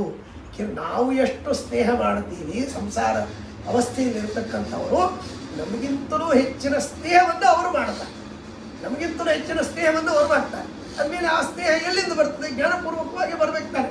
ಅಂದಮೇಲೆ ಅದೇ ಭಕ್ತಿಯ ಲಕ್ಷಣ, ಆ ಭಕ್ತಿ ಇದ್ದೇ ಇದೆ. ಆದರೆ ಅದು ಇವರಿಗೆ ಮೋಕ್ಷಕ್ಕೆ ಕಾರಣವಲ್ಲ. ಮೋಕ್ಷ ಸಿಕ್ಕಿಬಿಟ್ಟಿದೆ, ಅದು ನಿತ್ಯ ಆನಂದ ಸ್ವರೂಪಿಣಿ, ಆನಂದವನ್ನು ತಂದು ಕೊಡುತ್ತದೆ. ಆ ದೇವರಲ್ಲಿ ಎಷ್ಟೆಷ್ಟು ಸ್ನೇಹವನ್ನು ಮಾಡ್ತಾರೆ ಅಷ್ಟು ಆನಂದ ಅವರಿಗೆ ಆಗ್ತಾ ಇರುತ್ತದೆ. ಈ ರೀತಿಯಲ್ಲಿ ಇರತಕ್ಕಂಥದ್ದು. ಹಾಗಾಗಿ ಎಲ್ಲವೂ ಕೂಡ ಈ ರೀತಿಯಲ್ಲಿ ಅದ್ಭುತವಾಗಿರ್ತಕ್ಕಂಥ ರೀತಿಯಲ್ಲಿ ಭಕ್ತಿ ಇದು ಮತ್ತೇನಪ್ಪ ಅಂತಂದರೆ ಜ್ಞಾನಪೂರ್ವಕವಾಗಿರ್ತಕ್ಕಂಥ ಭಕ್ತಿ ಇದು ಮೋಕ್ಷಕ್ಕೆ ಕಾರಣ. ಹಾಗಾಗಿ ಶ್ರೀಮದಾಚಾರ್ಯರು ಇದನ್ನು ಮತ್ತೇನಪ್ಪ ಅಂತಂದರೆ ಅನುವ್ಯಾಖ್ಯಾನದಲ್ಲಿ ತಿಳಿಸ್ತಾರೆ. ಜ್ಞಾನಸ್ಯ ಭಕ್ತಿ ಭಾಗತ್ವ ಭಕ್ತಿರ್ಜ್ಞಾನ ಮಿತಿರಿಯತೆ. ಅನುವ್ಯಾಖ್ಯಾನದಲ್ಲಿ ಈ ಮಾತನ್ನು ತಿಳಿಸ್ತಾರೆ. ಜ್ಞಾನ ಇದು ಭಕ್ತಿಯ ಭಾಗ, ಒಂದು ಅಂಶ. ಹಾಗಾಗಿ ಕೆಲವು ಕಡೆಗೆ ಭಕ್ತಿ ಅಂತಂತಾರೆ, ಕೆಲವು ಕಡೆಗೆ ಜ್ಞಾನ ಅಂತಂತಾರೆ. ಜ್ಞಾನ ಭಕ್ತಿ ಎರಡೂ ಒಂದೇ. ಹಾಗಾಗಿ ಅದೇನು ಬೇರೆ ಅಲ್ಲ. ಜ್ಞಾನ ಇದು ಭಕ್ತಿಯ ಒಂದು ಅಂಶ. ಹಾಗಾಗಿ ಭಕ್ತಿ ಇದು ಜ್ಞಾನ ಪಡೆದ ಮೇಲೆ ಬರತಕ್ಕಂಥ ಸುದೃಢವಾದ ಸ್ನೇಹ. ಹಾಗಾಗಿ ಆ ಸ್ನೇಹದಲ್ಲಿ ಜ್ಞಾನ ಅಂತ ಸೇರಿಕೊಂಡು, ಹಾಗಾಗಿ ಜ್ಞಾನ ಭಕ್ತಿ ಎರಡೂ ಒಂದೇ ಒಂದು ಅರ್ಥದಲ್ಲಿ. ಹಾಗಾಗಿ ಅಲ್ಲಿ ಅಯನಾಯ ವಿದ್ಯತೆ ನಾಣ್ಯಪಂಥ ಅಂತನ್ನುವಂತಹ ಮಾತಿಗೂ ಭಕ್ತಿರ ಮುಕ್ತಿ ಮೋಕ್ಷಾಯ ಕೇವಲಂ ಅಂತನ್ನುವಂತಹ ಮಾತಿಗೂ ವಿರೋಧ ಇಲ್ಲ ಅನ್ನುವಂಥ ವಿರೋಧವನ್ನು ಪರಿಹಾರ ಮಾಡ್ತಾರೆ. ಹೀಗೆ ಅದ್ಭುತವಾಗಿರ್ತಕ್ಕಂಥ ರೀತಿಯಲ್ಲಿ ಭಕ್ತಿಯಿಂದ ನಾವು ಮತ್ತೇನಪ್ಪ ಅಂತಂದರೆ ಜೀವವಾಗಿರ್ತಕ್ಕಂಥ ಮೋಕ್ಷವನ್ನು ಪಡೆಯಬಹುದು. ಹಾಗಾದರೆ ಮತ್ತೊಂದು ಪ್ರಶ್ನೆ ಬರ್ತದೆ, ಹಾಗಾದರೆ ಇಷ್ಟು ಅದ್ಭುತವಾಗಿರತಕ್ಕಂಥ ಭಕ್ತಿಯನ್ನು ಯಾರಾದರೂ ಮಾಡಬಹುದಾ? ಯಾರಾದರೂ ಮಾಡಬಹುದಾ? ಮಾಡಬಹುದು, ಆದರೆ ಮಾಡಿದರೆ ಅವರಿಗೆ ಫಲ ಸಿಗುವುದಿಲ್ಲ. ಇದಕ್ಕೆ ಇನ್ನೊಂದು ಕಾರಣ ಇದೆ, ಮೋಕ್ಷಕ್ಕೆ ಇನ್ನೊಂದು ಕಾರಣ ಇದೆ. ಅದು ಯಾವುದು ಅಂದರೆ ಯೋಗ್ಯತಾ.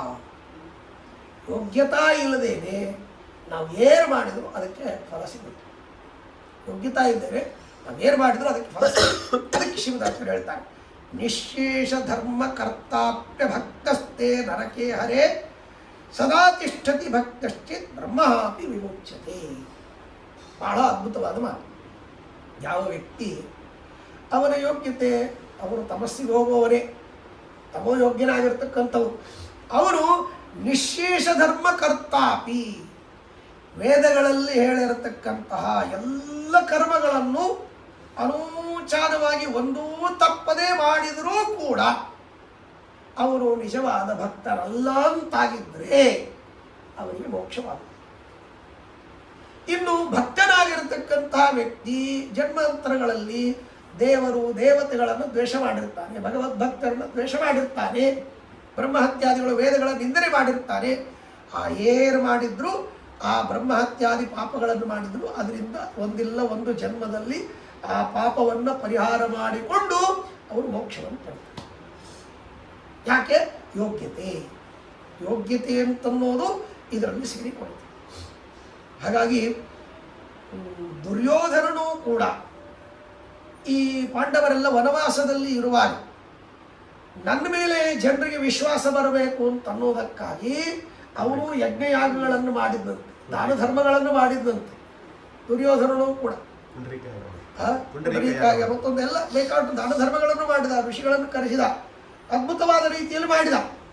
ಆದರೆ ಏನು ಮಾಡಿದ್ರು ಅದು ಅವರಿಗೆ ತಾತ್ಕಾಲಿಕವಾದ ಫಲವನ್ನು ಕೊಡುತ್ತೆ.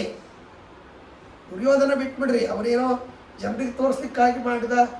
ಆದರೆ ಈ ಹಿರಣ್ಯಕಶಿಪು ಇತ್ಯಾದಿಗಳು ದೈತ್ಯರು ಘೋರವಾದ ತಪಶ್ಚರ್ಯವನ್ನು ಮಾಡಿ ದೇವರನ್ನೇ ದೇವತೆಗಳನ್ನೇ ಮೆಚ್ಚಿಸಿಕೊಂಡರು. ಬ್ರಹ್ಮದೇವರು ವರ ಕೊಟ್ಟಿದ್ದ, ಅಂದಮೇಲೆ ಅಂಥ ಅದ್ಭುತವಾಗಿರ್ತಕ್ಕಂಥ ವರವನ್ನು ಪಡೆಯುವ ರೀತಿಯಲ್ಲಿ ತಪಶ್ಚರ್ಯ ಮಾಡಿದರು.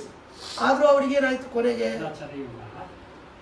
ಅಧಮ ಜೀವಿಗಳಿಗೆ ಮೋಕ್ಷಕ್ಕೆ ಯೋಗ್ಯತೆ ಇಲ್ಲ, ಮತ್ತೆ ಇದೆಲ್ಲ ಮಾಡಕ್ಕೆ ಹಿಂಗೆ ಯೋಗ್ಯತೆ ಬರುತ್ತೆ? ಕರೆಕ್ಟ್. ಯೋಗ್ಯರಾಗಿರತಕ್ಕಂಥ ವ್ಯಕ್ತಿಗಳಿಗೂ ಅಷ್ಟೇ, ಅಯೋಗ್ಯರಾಗಿರತಕ್ಕಂಥ ವ್ಯಕ್ತಿಗಳಿಗೂ ಅಷ್ಟೇ. ವ್ಯವಸ್ಥೆ ಇಷ್ಟೇ. ಯಾವಾಗ ವ್ಯಕ್ತಿಗಳಿಗೆ ನಾನು ಅಂತನ್ನುವಂಥ ಅಭಿಮಾನ ಬರ್ತದೆ, ಅಜ್ಞಾನ, ಈ ಅಜ್ಞಾನ ಬಂದದ್ರಿಂದಾಗಿ ನಮಗೆ ಸಂಸಾರವಾಗುತ್ತೆ. ಸಂಸಾರ ಬರಲಿಕ್ಕೆ ಪ್ರಧಾನವಾದ ಕಾರಣ ಈ ಅಜ್ಞಾನವೇ. ಅಂದರೆ ದೇವರನ್ನು ನಾವು ಸರಿಯಾಗಿ ತಿಳಿದುಕೊಂಡಿಲ್ಲ. ಸರ್ವೋತ್ತಮ, ಸ್ವತಂತ್ರ, ಸರ್ವನಿಯಾಮಕ, ಸರ್ವಕರ್ತ ಅನ್ನೋದನ್ನು ನಾವು ಸರಿಯಾಗಿ ತಿಳಿದುಕೊಂಡಿಲ್ಲ. ನಾನೇ ಮಾಡುವವನು ಅಂತನ್ನುವಂಥ ಅಭಿಮಾನ ಇದೆ. ಬರೀ ಅಭಿಮಾನ ಅಲ್ಲ, ದುರಭಿಮಾನ ಇದೆ. ಅನ್ನೋದಕ್ಕಾಗಿ ನಾವು ಈ ಸಂಸಾರದಲ್ಲಿ ಬಂಧಿತರಾಗಿದ್ದೇವೆ. ಈ ಅಜ್ಞಾನ ನಿಮಿತ್ತಕವಾಗಿಯೇ ಬಂದಿರತಕ್ಕಂಥದ್ದು ಮತ್ತೇನಪ್ಪ ಅಂತಂದರೆ ಯಾವುದು? ಲಿಂಗದೇಹ. ಲಿಂಗದೇಹ ಇದು ಅಜ್ಞಾನ ಕಾರಣಕವಾಗಿರತಕ್ಕಂಥದ್ದು. ಹಾಗಾಗಿ ಅಜ್ಞಾನ ಇದು ಅನಾದಿ ಕಾಲದಿಂದ ಇದೆ. ಆದ್ದರಿಂದಾಗಿ ಲಿಂಗದೇಹವು ಅನಾದಿ ಕಾಲದಿಂದ ಇದೆ. ಈ ಅಜ್ಞಾನ ಅಂತನ್ನೋದೇನಿದೆ ಇದು ನಮಗೆ ಆಗುತ್ತೆ, ಸಾತ್ವಿಕರಿಗೆ. ಆದ್ದರಿಂದಾಗಿ ನಮಗೆ ಸಂಸಾರ ಬರ್ತದೆ. ಹಾಗೆಯೇ ಸಂಸಾರಾವಸ್ಥೆಯಲ್ಲಿ ಇರತಕ್ಕಂಥ ದುಷ್ಟರಿಗೂ ಕೂಡ ಇಂಥ ಸಾತ್ವಿಕ ಬುದ್ಧಿ ಆಗಾಗ ಬರ್ತಾ ಇರುತ್ತೆ. ಅನ್ನೋದಕ್ಕಾಗಿ ಅವರು ಕರ್ಮಗಳನ್ನು ಮಾಡ್ತಾರೆ. ಯಾಕೆಂದರೆ ಎಲ್ಲ ವಿಧವಾಗಿರತಕ್ಕಂತಹ ವ್ಯಕ್ತಿಗಳ ಮೇಲೆ ಆಧಿಪತ್ಯವನ್ನು ನಾವು ಸಾಧಿಸಬೇಕು. ಅದು ದೇವತೆಗಳ ಪ್ರೇರಣೆ. ಅವರವರು ಯೋಗ್ಯ ಇದ್ದರೆ, ಈಗ ಎಲ್ಲ ದೈತ್ಯರಲ್ಲಿ ಕಲಿ ದೊಡ್ಡವನು. ಅಂತಹ ದೊಡ್ಡ ವ್ಯಕ್ತಿಯಾಗಿರತಕ್ಕಂತಹ ಕಲಿಗೂ ಕೆಲಸ ಮಾಡಬೇಕು ಅಂದರೆ ವಾಯುದೇವರ ಪ್ರೇರಣೆ ಬೇಕು. ಅಂದರೆ ಅವರ ಯೋಗ್ಯತೆಗೆ ಅನುಗುಣವಾಗಿ ಆ ವ್ಯಕ್ತಿ ತಾನು ಉತ್ತಮವಾಗಿರತಕ್ಕಂತಹ ತನ್ನ ಸಾಧನೆಯನ್ನು ಮಾಡಿಕೊಳ್ಳಬೇಕು ಅಂದರೆ ವಾಯುದೇವರ ಪ್ರೇರಣೆ ಬೇಕು. ಅವರಿಗೆ ಸ್ವತಃ ಪ್ರವೃತ್ತಿ ಇಲ್ಲ. ಹಾಗಾದರೆ ವಾಯುದೇವರದನ್ನೇ ಯಾಕೆ ಮಾಡಿಸ್ತಾರೆ ಅಂತ ಅವರ ಯೋಗ್ಯತೆ ಅಂತ ಸಾಧನೆ ಮಾಡಲಿಕ್ಕೆ ಬೇಕಲ್ಲ. ತಪ್ಪಾಯಿ ಮಾನಿಗಳು ನಮ್ಮ ದೇಹದಲ್ಲಿ ಇದ್ದು ಪ್ರೇರಣೆ ಮಾಡದೇ ಇದ್ದರೆ ನಮಗೂ ನಮ್ಮ ಸಾಧನೆಯನ್ನು ಮಾಡಲಿಕ್ಕೆ ಆಗುವುದು. ಹಾಗೆ ಅವರಿಗೂ ಕೂಡ ಅವರ ಸಾಧನೆಯನ್ನು ಮಾಡಬೇಕು ಅಂದರೆ ತತ್ವಾಭಿಮಾನ ದೇವತೆಗಳು ಅಲ್ಲಿ ನಿಂತ್ಕೊಂಡು ಮಾಡಿಸ್ತಾರೆ. ಹೇಗೆ ಅಂದರೆ, ಇದು ನಾನು ಕೂತಲ್ಲೇ ಬಿದ್ದರೆ ಪೆಟ್ಟು ಬೀಳುವುದಿಲ್ಲ, ನಿಂತಲ್ಲಿ ಬಿದ್ದರೆ ಸ್ವಲ್ಪ ಪೆಟ್ಟು ಬೀಳುತ್ತೆ. ಸ್ವಲ್ಪ ಎತ್ತರದಿಂದ ಬಿದ್ದರೆ ಇನ್ನು ಸ್ವಲ್ಪ ಪೆಟ್ಟು ಬೀಳುತ್ತೆ. 10-20 ಅಂತಸ್ತಿನ ಮೇಲೆ ಬಿದ್ದರೆ ಹೇಗಾಗತ್ತೆ? ಆ ರೀತಿಯಲ್ಲಿ ಅವರ ಯೋಗ್ಯತಾನುಸಾರಿಯಾಗಿ ಮೇಲಕ್ಕೆ ಕರ್ಕೊಂಡು ಹೋಗಿ ಆ ಸ್ಥಾನದಲ್ಲಿ ಇಟ್ಟು ಘನಘೋರವಾದ ಪಾಪಗಳನ್ನು ಮಾಡಿಸ್ತಾರೆ. ಘನಘೋರವಾದ ಪಾಪಗಳನ್ನು ಮಾಡಿಸ್ತಾರೆ. ಅಷ್ಟು ದೊಡ್ಡ ಸ್ಥಾನದಲ್ಲಿ ನಿಂತ್ಕೊಂಡು ಆ ಪಾಪವನ್ನು ಮಾಡಿದ್ದಕ್ಕಾಗಿ ಅವನಿಗೆ ಅಷ್ಟು ದೊಡ್ಡ ಪಾಪ ಬರ್ತದೆ. ಅಷ್ಟು ದೊಡ್ಡ ರೀತಿಯಲ್ಲಿ ಅವನು ದುಃಖವನ್ನು ಅನುಭವಿಸ್ತಾನೆ. ಜಾಸ್ತಿ ಪಾಪ ಮಾಡ್ಸಕ್ಕೋಸ್ಕರ ಈ ಸಾತ್ವಿಕ ಬುದ್ಧಿ. ಹೌದೌದು, ಹಾಗೆ ಅಂದ್ರೆ ಅವ್ರಿಗೆ ಯೋಗ್ಯತೆ ಇದೆ ಅನ್ನೋದಕ್ಕೆ ಆ ಪುಣ್ಯ ಫಲಗಳನ್ನು ಮಾಡೋದಕ್ಕೂ ಹೌದೌದು. ಪ್ರೇರಣೆ ಮಾಡ್ತಾರೆ. ಆ ಯೋಗ್ಯತೆಗೆ ತಕ್ಕಂತೆ ಪಾಪವನ್ನು ಹೆಚ್ಚಿ ಗಳಿಸಲಿಕ್ಕೆ ಈ ಪುಣ್ಯ ಅವರಿಗೆ ಉದ್ಬೋಧಕವಾಗುತ್ತೆ ಅಥವಾ ಸಪೋರ್ಟ್ ಆಗುತ್ತೆ. ನಮಗೆ ಈ ಪಾಪಗಳು ಕೆಲವೊಮ್ಮೆ ಪುಣ್ಯವನ್ನು ಗಳಿಸಲಿಕ್ಕೆ ಸಪೋರ್ಟ್ ಆಗುತ್ತೆ. ಸಾತ್ವಿಕ ಈಗ ವ್ಯವಸ್ಥೆ ಈಗ ಅನೇಕ ರೀತಿ. ಅಂದರೆ ಈಗ ಉದಾಹರಣೆಗೆ ನಾನು ಬಹಳ ಸಾತ್ವಿಕ ಇದ್ದೆ, ನನಗೆ ಯಾವುದೋ ಏನೋ ಅಕಸ್ಮಾತ್ತಾಗಿ ಒಂದೇನೋ ತಪ್ಪು ಕೆಲಸ ಆಗೋದು, ಅಯ್ಯೋ ಇದನ್ನು ಮಾಡಬಾರ್ದಾಗಿತ್ತು ಅಂತ ಕೊರಗಿ ಅದರ ಬಗ್ಗೆ ಚಿಂತೆ ಮಾಡ್ತಾನೆ ನೋಡ್ರಿ. ಆಗ ಅವನಿಗೆ ಆ ಮಾಡಿದ ಪಾಪ ಹೋಗೋದಲ್ಲದೇನೆ ಅವನಿಗೆ ಹೆಚ್ಚಿನ ಪುಣ್ಯ ಬರ್ತದೆ.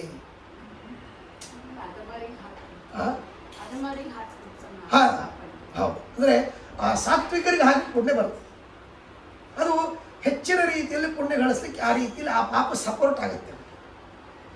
ತಾತ್ಕಾಲಿಕವಾಗಿ ಸ್ವಲ್ಪ ಪಾಪಗಳನ್ನು ಮಾಡಿದರೂ ಹೆಚ್ಚಿನ ಪುಣ್ಯ ಗಳಿಸ್ಲಿಕ್ಕೆ ಅದು ಅನುಕೂಲವಾಗುತ್ತೆ.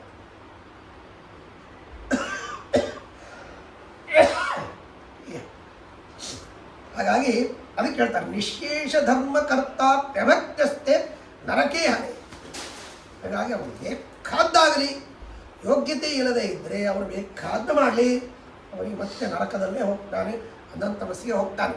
ಆದರೆ ಭಕ್ತನಾಗಿರ್ತಕ್ಕಂಥವನು ಬ್ರಹ್ಮಹತ್ಯಾದಿ ಪಾಪಗಳನ್ನು ಮಾಡಿದರೂ ಕೂಡ ಆ ಪಾಪಗಳನ್ನು ಕಳೆದುಕೊಂಡು ಅವನು ಮೋಕ್ಷವನ್ನೇ ಪಡಿತಾನೆ.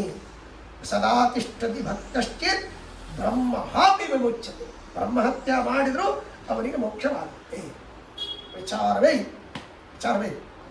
ಹಾಗಾಗಿ ಆ ರೀತಿಯಲ್ಲಿ ಅದಕ್ಕೆ ಮತ್ತೆ ಉದ್ಧವರು ಹೇಳುವಂಥ ಮಾತು, ಏಕಾದಶ ಸ್ಕಂದದಲ್ಲಿ ಬರುವಂಥ ಮಾತು ಬಹಳ ಸುಂದರವಾಗಿರ್ತಕ್ಕಂಥದ್ದು. ಧರ್ಮೋ ಭವತ್ಯಧರ್ಮೋಪಿ ಕೃತೋ ಭಕ್ತಿಸ್ತವಾಚ್ಯುತ ಪಾಪಂ ಭವತಿ ಧರ್ಮೋಪಿ ಯೋನ ಭಕ್ತಿ ಕೃತೋ ಹರೇ. ಹಾಗಾಗಿ ಯಾವ ನಿನ್ನ ಭಕ್ತರು ಅಧರ್ಮವನ್ನು ಮಾಡಿದರೂ ಕೂಡ ಅದು ಧರ್ಮವಾಗತ್ತೆ. ನಿನ್ನ ಭಕ್ತರಲ್ಲದೆ ಇರತಕ್ಕಂಥವರು ಧರ್ಮವನ್ನು ಮಾಡಿದ್ದು ಕೂಡ ಅಧರ್ಮವಾಗತ್ತೆ. ಯಾಕೆ ಅಂದರೆ ನಿಮಗೆ ವಿಹಿತವಾದದ್ದನ್ನು ಮಾಡಬೇಕು, ವಿಹಿತವಾದದ್ದನ್ನು ನೀವು ಮಾಡಬೇಕು. ಹಾಗಾಗಿ ವಿಹಿತವಾದದ್ದನ್ನು ಬಿಟ್ಟಿರಿ, ಅದಕ್ಕಾಗಿ ಪಾಪ ಬರ್ತದೆ. ಹಾಗಾಗಿ ದೈತ್ಯರು ಅವರಿಗೆ ವಿಹಿತವಾದದ್ದು ಯಾವುದು? ಪಾಪ ಧರ್ಮಗಳನ್ನು ಮಾಡಬೇಕು, ಅದನ್ನು ಮಾಡೋದಿಲ್ಲ. ಅದಕ್ಕಾಗಿ ಅವರು ಧರ್ಮ ಮಾಡಿದ್ರು, ಅವರಿಗೆ ಪಾಪವೇ ಬರ್ತದೆ. ಇನ್ನು ದೇವತೆಗಳು, ಋಷಿಗಳು, ಮುನಿಗಳು ಅಥವಾ ಸಾತ್ವಿಕರು ಅವರು ಅಧರ್ಮವನ್ನು ಮಾಡಿದರೂ ಕೂಡ ಅವರಿಗೆ ಪುಣ್ಯವೇ ಬರ್ತದೆ. ಉದಾಹರಣೆಗೆ ನಾನೇನೋ ಒಂದು ಪಾಪ ಮಾಡಿದ್ದೀನಿ, ಆ ಪಾಪಕ್ಕೆ ದೇವತೆಗಳು ನನ್ನಲ್ಲಿ ನಿಂತ್ಕೊಂಡು ಆ ಪಾಪದ ಕರ್ಮಕ್ಕಾಗಿ ಇನ್ನಿಷ್ಟು ಪಾಪ ಕರ್ಮಗಳನ್ನು ಮಾಡಲಿಕ್ಕೆ ಪ್ರೇರಣೆ ಮಾಡ್ತಾರೆ. ಹಾಗಾದರೆ ನಾನು ಮಾಡುವಾಗ ನನಗೆ ಎಷ್ಟು ಪಾಪ ಬರಬೇಕೋ ಅದಕ್ಕೆ ನನಗೆ ಪ್ರೇರಣೆ ಮಾಡಿದ ದೇವತೆಗಳಿಗೆ ಇನ್ನೂ ಹೆಚ್ಚು ಪಾಪ ಬರಬೇಕಲ್ವ? ಬರುವುದಿಲ್ಲ. ಅದರಿಂದ ಅವರಿಗೆ ಪುಣ್ಯವೇ ಬರ್ತದೆ. ಯಾಕೆ?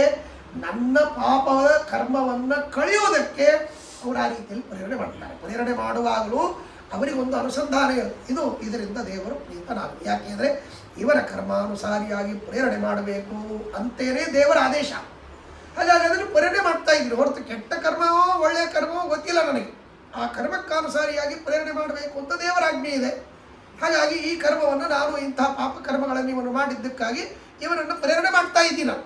ಹಾಗಾದರೆ ಈ ಕೆಟ್ಟ ಕರ್ಮದ ಪಾಪಕ್ಕಾಗಿ ನಾನು ಪ್ರೇರಣೆ ಮಾಡುತ್ತಾ ಇರುವುದು ಇದು ಅವನ ಪಾಪ ಕರ್ಮವೇ ಹೊರತು ನನ್ನದಲ್ಲ. ಹಾಗಾಗಿ ಇದರಿಂದ ನಾನು ಅವನ ಪಾಪಕರ್ಮಾನುಸಾರಿಯಾಗಿ ಪ್ರೇರಣೆ ಮಾಡಿದ್ದು ದೇವರ ಪ್ರೀತಿಗಾಗಿ. ನನ್ನ ಕೆಲಸ ಇದೆ, ದೇವರು ನನಗೆ ಇದನ್ನು ಒಪ್ಪಿಸಿದ್ದಾರೆ. ಅದ್ಮೇಲೆ ಈ ರೀತಿ ಪ್ರೇರಣೆ ಮಾಡದೇ ಇದ್ದರೆ, ಅಯ್ಯೋ ಪಾಪ ಭಕ್ತ ಇವನು ಕೆಟ್ಟ ಕರ್ಮ ಮಾಡಿದ್ರೆ ಇವನನ್ನು ಪ್ರೇರಣೆ ಮಾಡಬಾರ್ದು ಬಿಟ್ಟರೆ ದೇವತೆಗಳಿಗೆ ಪಾಪ ಬರ್ತಾರೆ. ಹಾಗಾಗಿ ಆ ರೀತಿ ಮಾಡೋದು. ಜೊತೆಗೆ ಅಲ್ಲಿಯೂ ಕೂಡ ದೇವತೆಗಳು ಪ್ರೇರಣೆ ಮಾಡಿ ಕೆಲಸವನ್ನು ಮಾಡಿಸುವಾಗ ಅವರಿಗೇನಾದರೂ ಅಹಂಕಾರ ಬಂತು ಅಂತಂದರೆ ಅದು ಅವರಿಗೆ ತೊಂದರೆ ಆಗುತ್ತೆ. ಅದು ಅವರಿಗೆ ತೊಂದರೆ ಆಗುತ್ತೆ. ಹಾಗಾಗಿ ವೃತ್ರಹತ್ಯಾ ಪಾಪಗಳನ್ನು ಪಾಪ ಮಾಡಿದಾಗ ಇಂದ್ರದೇವರಿಗೆ ಬ್ರಹ್ಮಹತ್ಯಾ ಪಾಪ ಬಂತು ಅಂತ ಕೇಳಿದ್ರು. ಯಾಕೆ ಬ್ರಹ್ಮಹತ್ಯಾ ಪಾಪ ಬಂತು ಅಂದರೆ ಆ ವೃತ್ರಾಸುರನನ್ನು ಸಂಹಾರ ಮಾಡುವಾಗ ಅಹಂಕಾರ ಬಂತಂತೆ ಇಂದ್ರದೇವರಿಗೆ. ನಾನು ಇವನನ್ನು ಸಂಹಾರ ಮಾಡ್ತಾ ಇದ್ದೀನಿ, ದೇವರು ಮಾಡಿಸ್ತಾ ಇದ್ದಾನೆ ಅಂತ ಬರಲಿಲ್ಲ ಅನ್ನೋದಕ್ಕಾಗಿ ಬ್ರಹ್ಮಹತ್ಯಾ ಪಾಪ ಬಂತು. ಇಲ್ಲ ಬ್ರಹ್ಮಹತ್ಯಾ ಪಾಪ ಇಲ್ಲ, ಯಾಕೆಂದರೆ ಬೇಕಾದ ಜನರನ್ನು ಕೊಂದಿದ್ದಾರೆ ಅವರು. ಹಾಗಾಗಿ ಏನು ಪಾಪ ಇಲ್ಲ. ಅದರಿಂದಾಗಿ ಪಾಪ ಯಾವಾಗ ಬರ್ತದೆ, ನಾನು ಮಾಡ್ತಾ ಇದ್ದೀನಿ ಅಂತನ್ನುವಂಥ ಅಭಿಮಾನ ಅಹಂಕಾರ ಯಾವಾಗ ಬರ್ತದೆ ಆಗ ಅದು ಪಾಪಕ್ಕೆ ಕಾರಣವಾಗುತ್ತೆ.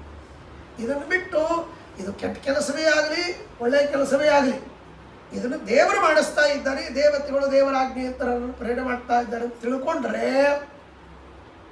ಅದು ಪುಣ್ಯವೇ ಆಗುತ್ತೆ, ಪುಣ್ಯವೇ ಆಗುತ್ತೆ. ಇದನ್ನು ನಾವು ಸರಿಯಾಗಿ ತಿಳಿದುಕೊಳ್ಬೇಕು. ಯಾಕೆಂದರೆ ದೇವರು ಒಳ್ಳೆಯ ಕರ್ಮಕ್ಕಷ್ಟೇ ಪ್ರೇರಣೆ ಮಾಡ್ತಾರೆ, ಕೆಟ್ಟ ಕರ್ಮಕ್ಕೆ ಪ್ರೇರಣೆ ಮಾಡೋದಿಲ್ಲ ಅಂತಲ್ಲ. ಎಲ್ಲದಕ್ಕೂ ಅವನೇ ಕಾರಣ, ಎಲ್ಲದಕ್ಕೂ ಅವನೇ ಕಾರಣ. ಅವನು ಕಾರಣ ಇಲ್ಲದೇನೆ ಜಗತ್ತಿನಲ್ಲಿ ಏನೂ ನಡೆಯುವುದು, ಏನೂ ನಡೆಯುವುದು. ಹಾಗಾಗಿ ಕೆಟ್ಟ ಕರ್ಮಕ್ಕೂ ಅವನೇ ಪ್ರೇರಣೆ ಮಾಡಬೇಕು, ಒಳ್ಳೆಯ ಕರ್ಮಕ್ಕೂ ಅವನೇ ಪ್ರೇರಣೆ ಮಾಡಬೇಕು. ನಮ್ಮ ಯೋಗ್ಯತೆ, ನಮ್ಮ ಪೂರ್ವ ಕರ್ಮಗಳು ಅದನ್ನು ವ್ಯವಸ್ಥೆ ಮಾಡಿಕೊಂಡು ಪರಮಾತ್ಮ ಸತ್ವರದ ಸ್ತಮ ಗುಣಗಳನ್ನು ವ್ಯವಸ್ಥೆ ಮಾಡಿ ಮಧ್ಯದಲ್ಲಿ ಎಷ್ಟೆಷ್ಟು ಯೋಗ್ಯತೆ, ಕ್ವಾಲಿಟಿ, ಕ್ವಾಂಟಿಟಿಯನ್ನು ನೋಡಿ ವ್ಯವಸ್ಥೆ ಮಾಡ್ತಾನೆ ಭಗವಂತ. ಹಾಗಾಗಿ ಧರ್ಮೋ ಭವತ್ಯ ಧರ್ಮೋಪಿ ಕೃತೋ ಭಕ್ತೈಸ್ತವಾಚ್ಯುತ. ನಿನ್ನ ಭಕ್ತರು ಅಧರ್ಮವನ್ನು ಮಾಡಿದರೂ ಅದು ಧರ್ಮವೇ ಆಗುತ್ತೆ. ನಿನ್ನ ಭಕ್ತರು ಅಲ್ಲದೇ ಇರತಕ್ಕಂಥವರು ಧರ್ಮವನ್ನು ಮಾಡಿದರೂ ಅದು ಅಧರ್ಮವಾಗುತ್ತೆ. ಬಹಳ ಅದ್ಭುತವಾಗಿರ್ತಕ್ಕಂಥ ನೋಡಿ, ಎಷ್ಟು ವಿಚಿತ್ರ. ಹಾಗಾಗಿ ಇದಕ್ಕೆಲ್ಲ ಏನಿದೆ, ಇದು ಯೋಗ್ಯತೆ ಕಾರಣ, ಇದು ಯೋಗ್ಯತೆ ಕಾರಣ. ಹಾಗಾಗಿ ಇಷ್ಟು ಅದ್ಭುತವಾಗಿರ್ತಕ್ಕಂಥ ರೀತಿಯಲ್ಲಿ ಹೀಗೆ. ಆದ್ದರಿಂದ ಇದೆಲ್ಲವೂ ಕೂಡ ಭಕ್ತ್ಯಾತ್ಮನನ್ಯಯ ಶಕ್ಯ ಅಹಮೇವಂ ವಿಧೋರ್ಜುನ ಜ್ಞಾತುಂ ದ್ರಷ್ಟುಂ ಚ ತತ್ವೇನ ಪ್ರವೇಷ್ಟುಂ ಚ ಪರಂತಪ.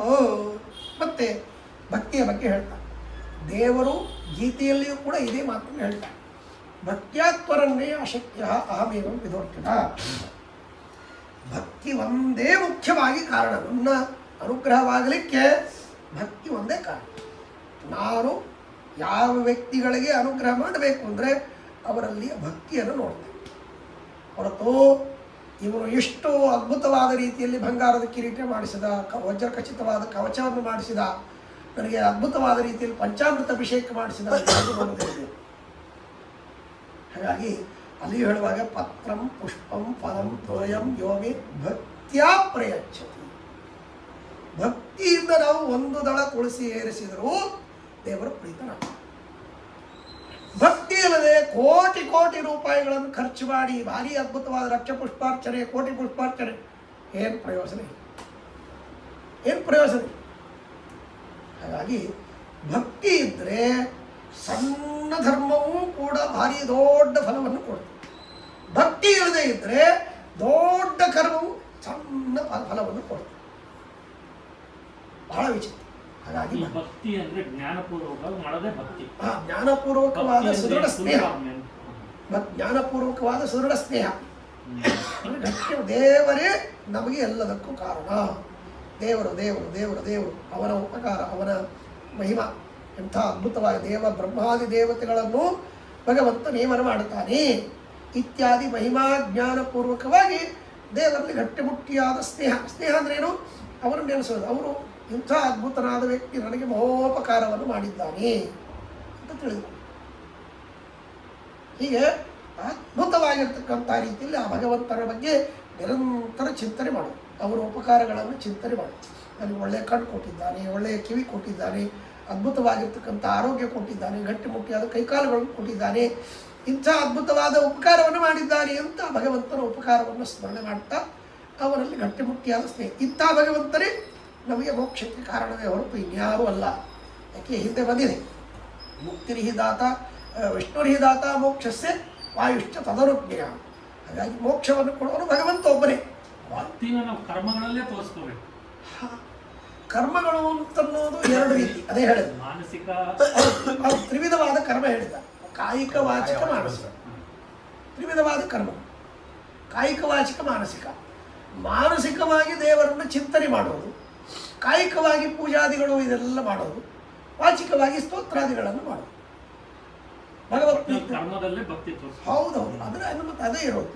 ಹಾಗಾಗಿ ಆ ಭಕ್ತಿ ಸ್ನೇಹಾದಿಗಳು ನಾವು ಎಷ್ಟು ದೇವರಲ್ಲಿ ಮಾಡ್ತೀವಿ ಅಷ್ಟು ದೇವರ ಪ್ರೀತಿಗಾಗಿ ನಾವು ಇಂಥ ಕರ್ಮಗಳನ್ನು ಮಾಡ್ತೀವಿ. ಹಾಗಾಗಿ ವೇದಗಳು ಅದನ್ನೇ ಹೇಳೋದು, ನೀವು ದೇವರಲ್ಲಿ ಎಷ್ಟು ಸ್ನೇಹವನ್ನು ಮಾಡ್ತೀರೋ ಆ ವಿಧವಾಗಿರ್ತಕ್ಕಂಥ ಪ್ರೀತಿಯಿಂದ ನೀವು ದೇವರಿಗೆ ಪ್ರೀತಿಕರವಾದ ಕರ್ಮಗಳನ್ನು ಮಾಡ್ತಾ ಹೋಗ್ತೀವಿ.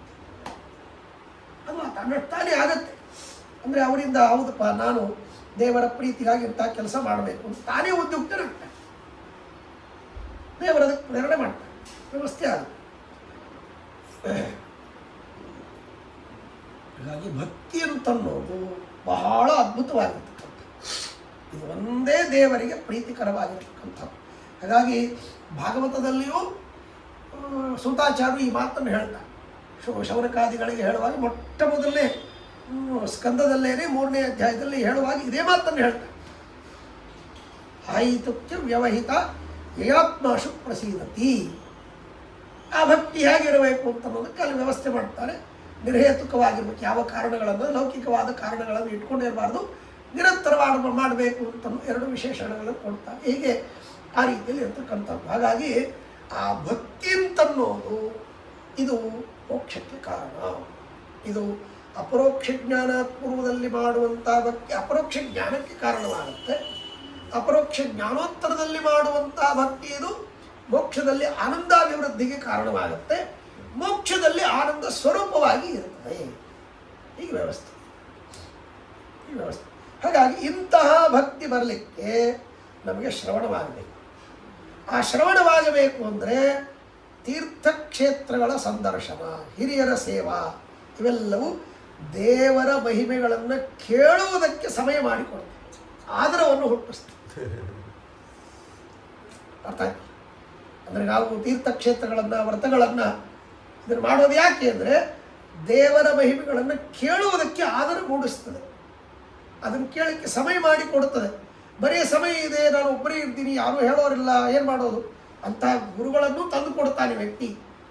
ದೇವರು ಅದರ ವ್ಯವಸ್ಥೆ ಮಾಡ್ತಾನೆ, ಯಾಕೆಂದರೆ ನಾವು ಅದಕ್ಕಾಗಿ ಮಾಡಿದ್ದೇವೆ. ಹಾಗಾಗಿ ಪ್ರತಿಯೊಂದು ಭಗವಂತನ ಜ್ಞಾನಕ್ಕಾಗಿ, ಭಗವಂತನಲ್ಲಿ ಭಕ್ತಿಗಾಗಿ ಮಾಡೋದು. ಅದಕ್ಕೆ ದಾನ ತೀರ್ಥ ತಪೋಯಜ್ಞ ಪೂರ್ವ ಸರ್ವೇಪಿ ಸರ್ವದಾ, ಎಲ್ಲವೂ ಎಲ್ಲ ಕಾಲದಲ್ಲಿ ಮಾಡುವಂಥ ಪ್ರತಿಯೊಂದು ನಾವು ಮಾಡ್ತಕ್ಕಂಥದ್ದು ಭಕ್ತಿಗಾಗಿ ಮಾಡ್ತಕ್ಕಂಥ ಎಲ್ಲವೂ. ಹಾಗಾಗಿ ಅದು ವರಮಹಾಲಕ್ಷ್ಮಿ ವ್ರತ ಆಗ್ಬೋದು, ಗಣೇಶ ವ್ರತ ಆಗ್ಬೋದು, ಅನಂತ ಚತುರ್ದಶಿ ಆಗ್ಬೋದು, ನವರಾತ್ರಿ ಆಗ್ಬೋದು, ಅಥವಾ ಎಲ್ಲಮ್ಮ ಅಂತನ್ನೋದಾಗ್ಬೋದು, ಮತ್ತೊಂದಾಗ್ಬೋದು, ಯಾವುದೇ ವ್ರತಗಳನ್ನು ಮಾಡಿರಿ, ಏನೇ ದಾನ ಧರ್ಮಗಳನ್ನು ಮಾಡಿ, ಯಾವುದೇ ವಿಧವಾದ ತೀರ್ಥಕ್ಷೇತ್ರಗಳ ಯಾತ್ರೆ ಮಾಡಿರಿ, ತೀರ್ಥ ವಿಧಿಗಳನ್ನು ಮಾಡಿರಿ, ಎಲ್ಲವೂ ಕೂಡ ಮಾಡೋದು ಕೇವಲ ಕೇವಲ ಕೇವಲ ಭಕ್ತಿಗಾಗಿ, ಕೇವಲ ಭಕ್ತಿಗಾಗಿ, ಅಥವಾ ಇನ್ನೊಂದು ಅರ್ಥದಲ್ಲಿ ಹೇಳಬೇಕಂದ್ರೆ ಜ್ಞಾನಕ್ಕಾಗಿ, ಅಪರೋಕ್ಷ ಜ್ಞಾನಕ್ಕಾಗಿ. ಹಾಗಾಗಿ ಭಕ್ತಿ ಜ್ಞಾನ ಎರಡೂ ಒಂದೇ ಆದ್ದರಿಂದಾಗಿ ಬಹಳ ಏನು ವ್ಯತ್ಯಾಸ ಇಲ್ಲ. ಹಾಗಾಗಿ ಆ ವಿಧವಾಗಿರತಕ್ಕಂತಹ ಭಕ್ತಿ ನಮಗೆ ಎಷ್ಟು ಅಭಿವೃದ್ಧಿ ಆಗ್ತದೋ ಅಷ್ಟು ಒಳ್ಳೆಯದು. ಅದಕ್ಕಾಗಿ ಮತ್ತೇನಪ್ಪ ಅಂದ್ರೆ ಅಲ್ಲಿ ಹೇಳ್ತಾರೆ, ವಿಶ್ವಕ್ಸೇನ ಕಥಾಶ್ರಯ ನೋತ್ಪಾದಯೇ ಯದಿರತಿ ಶಮಯವೇ ಕೇವಲ. ನಾವು ಮಾಡುವಂತಹ ಕರ್ಮಗಳಿಂದ ಭಗವಂತನಲ್ಲಿ ಭಕ್ತಿ ಕಿಂಚಿತ್ತಾದರೂ ಅಭಿವೃದ್ಧಿ ಆಗಬೇಕು. ಅದಾಗದೇ ಇದ್ದರೆ ದೇವರ ಕಥೆಗಳನ್ನು ಕೇಳಬೇಕು ಅಂತ ಆಸಕ್ತಿ ಮೂಡುವುದಿಲ್ಲ. ಆ ಆಸಕ್ತಿ ಮೂಡಿಲ್ಲ ಅಂತಂದರೆ ನಾವು ಮಾಡಿದ ಕರ್ಮ ವೇಸ್ಟ್. ವಿಶ್ವಕ್ಸೇನ ಕಥಾಶ್ರಯ ನೋತ್ಪಾದಯೇ ಯತಿರತಿ ಶಮಯವೇ ಕೇವಲ. ಬೆಳಗ್ಗಿನಿಂದ ಸಾಯಂಕಾಲದವರೆಗೆ ಕುಳಿದು ಕುಪ್ಪಳಿಸಿ ರಥೋತ್ಸವ ಮಾಡಿ, ಮತ್ತೊಂದು ಮಾಡಿ, ಎಲ್ಲ ಮಾಡ್ತೀವಿ, ಬ್ರಾಹ್ಮಣರಿಗೆ ಬಡಿಸ್ತೀವಿ, ಮತ್ತೊಂದಾಗತ್ತೆ, ಎಲ್ಲ ಆಗುತ್ತೆ. ಆದರೆ ಅಷ್ಟು ಮಾಡಿದ್ದಕ್ಕಾಗಿ ದೇವರು ಪ್ರೀತನಾಗಿ ಏನಾದರೂ ಕೊಡ್ತಾನೆ ಅಂದರೆ, ಸ್ವಾಮಿ ಕೇವಲ ನಿನ್ನ ಪಾದಕಮಲಗಳಲ್ಲಿ ಭಕ್ತಿ. ಶ್ರೀಮದಾಚಾರ್ಯರ ಸಿದ್ಧಾಂತವನ್ನು ಅಧ್ಯಯನ ಮಾಡುವಂಥ ಆಸಕ್ತಿ ಕೊಡು, ಇದನ್ನು ಕೇಳಬೇಕು ಅಂತ ಯಾದವರು ಹೇಳ್ತಾರೆ. ಹಾಗಾಗಿ ಆ ರೀತಿಯಲ್ಲಿ ಆಸಕ್ತಿ ಮೂಡಬೇಕು. ಅದು ಮೂಡಿದ್ರೆ ನಾವು ಮಾಡಿದ ಕರ್ಮ ಇದು ಸಾರ್ಥಕ. ಇಲ್ಲದಿದ್ರೆ ಏನು ಕೊಡೋದು ಕುಪ್ಪಳಿಸಿದ್ರೆ ಏನು, ದೇಹಾಲಸ್ಯವಾಯಿತೇ ಹೊರತು, ದೇಹಕ್ಕೆ ಶ್ರಮವಾಯಿತೇ ಹೊರತು ದೇವರ ಭಕ್ತಿ ಅಭಿವೃದ್ಧಿ ಆಗಲಿಲ್ಲ. ಕೇವಲ ಶ್ರಮ ಅಷ್ಟೇ, ಏನು ಪ್ರಯೋಜನ ಇದೆ. ಹಾಗಾಗಿ ನಮ್ಮ ತಂದೆಯವರು ಯಾವಾಗಲೂ ಹೇಳ್ತಾ ಇದ್ರು, ಈ ಶ್ರಮ ಆದರೂ ಪರವಾಗಿಲ್ಲ, ಆಶ್ರಮ ಬೇಡ ಸುಮ್ಮನೆ ಚೇಷ್ಟೆಗೆ. ಹಾಗಾಗಿ ಅಂದರೆ ಈ ಶ್ರಮ ಆದರೂ ಕೂಡ ಅದು ವೇಸ್ಟ್ ಆಗುತ್ತೆ, ವೇಸ್ಟ್. ಹಾಗಾಗಿ ಆ ವಿಶಿಷ್ಟವಾಗಿರತಕ್ಕಂಥ ಶ್ರಮ ಆಗಿದ್ದಕ್ಕೆ ಸಾರ್ಥಕ ಏನು ಅಂದರೆ ದೇವರಲ್ಲಿ ಭಕ್ತಿ ಬೆಳಿಬೇಕು. ಇವತ್ತು ನಾವು ಎಷ್ಟು ಭಕ್ತಿಯನ್ನು ಮಾಡ್ತೀವೋ ನಾಳೆಗೆ ಸ್ವಲ್ಪ ಅಭಿವೃದ್ಧಿ ಆಗಬೇಕು, ಸ್ವಲ್ಪ ಅಭಿವೃದ್ಧಿ ಆಗಬೇಕು. ಇವತ್ತು ನಾನು 3 ಗಂಟೆ ದೇವರ ಪೂಜೆ ಮಾಡಿದೆ ಇಟ್ಕೊಂಡು, 3 ಗಂಟೆಯಲ್ಲಿ ದೇವರನ್ನು ಎಷ್ಟು ಸ್ಮರಣೆ ಮಾಡಿದೆ. ನಾಳೆಯೂ 3 ಗಂಟೆ ಪೂಜೆ ಮಾಡ್ತೀನಿ. ನಾಳೆ ಇವತ್ತು ಎಷ್ಟು ದೇವರಲ್ಲಿ ನಾನು ದೇವರನ್ನು ಸ್ಮರಣೆ ಮಾಡಿದೆ ಪೂಜೆಗೆ ಕೂತಾಗ, ಅದಕ್ಕಿಂತಲೂ 1 ಸೆಕೆಂಡ್ ಅಥವಾ 10 ಸೆಕೆಂಡ್, 1 ನಿಮಿಷ ಆದರೂ ಜಾಸ್ತಿ ಆಗಬೇಕು. ಇದು ಅಭಿವೃದ್ಧಿ ಆಗ್ತಾ ಹೋಗಬೇಕು. ಅಂದರೆ ನಾವು ಮಾಡಿದ ಪೂಜೆ ಸಾರ್ಥಕವಾಗುತ್ತೆ. ಇಲ್ಲದೇ ಇದ್ದರೆ ವೇಸ್ಟ್, ಶ್ರಮಯೇ ವಹಿಕೆ. ಹಾಗಾಗಿ ಅದಕ್ಕಾಗಿ ಆ ಆಸಕ್ತಿ ಬರುವುದಕ್ಕಾಗಿ ತೀರ್ಥಕ್ಷೇತ್ರಗಳ ಸಂದರ್ಶನ, ವೃದ್ಧರ ಸೇವಾ. ಮಹಾಭಾರತದಲ್ಲಿ ಸೌಗಂಧಿಕಾ ಪುಷ್ಪವನ್ನು ತರಲಿಕ್ಕೆ ಭೀಮಸೇನ ದೇವರು ಹೋಗಿರ್ತಾರೆ. ಸೌಗಂಧಿಕಾ ಪುಷ್ಪವನ್ನು ತರಲಿಕ್ಕೆ ಹೋಗಿರ್ತಾರೆ.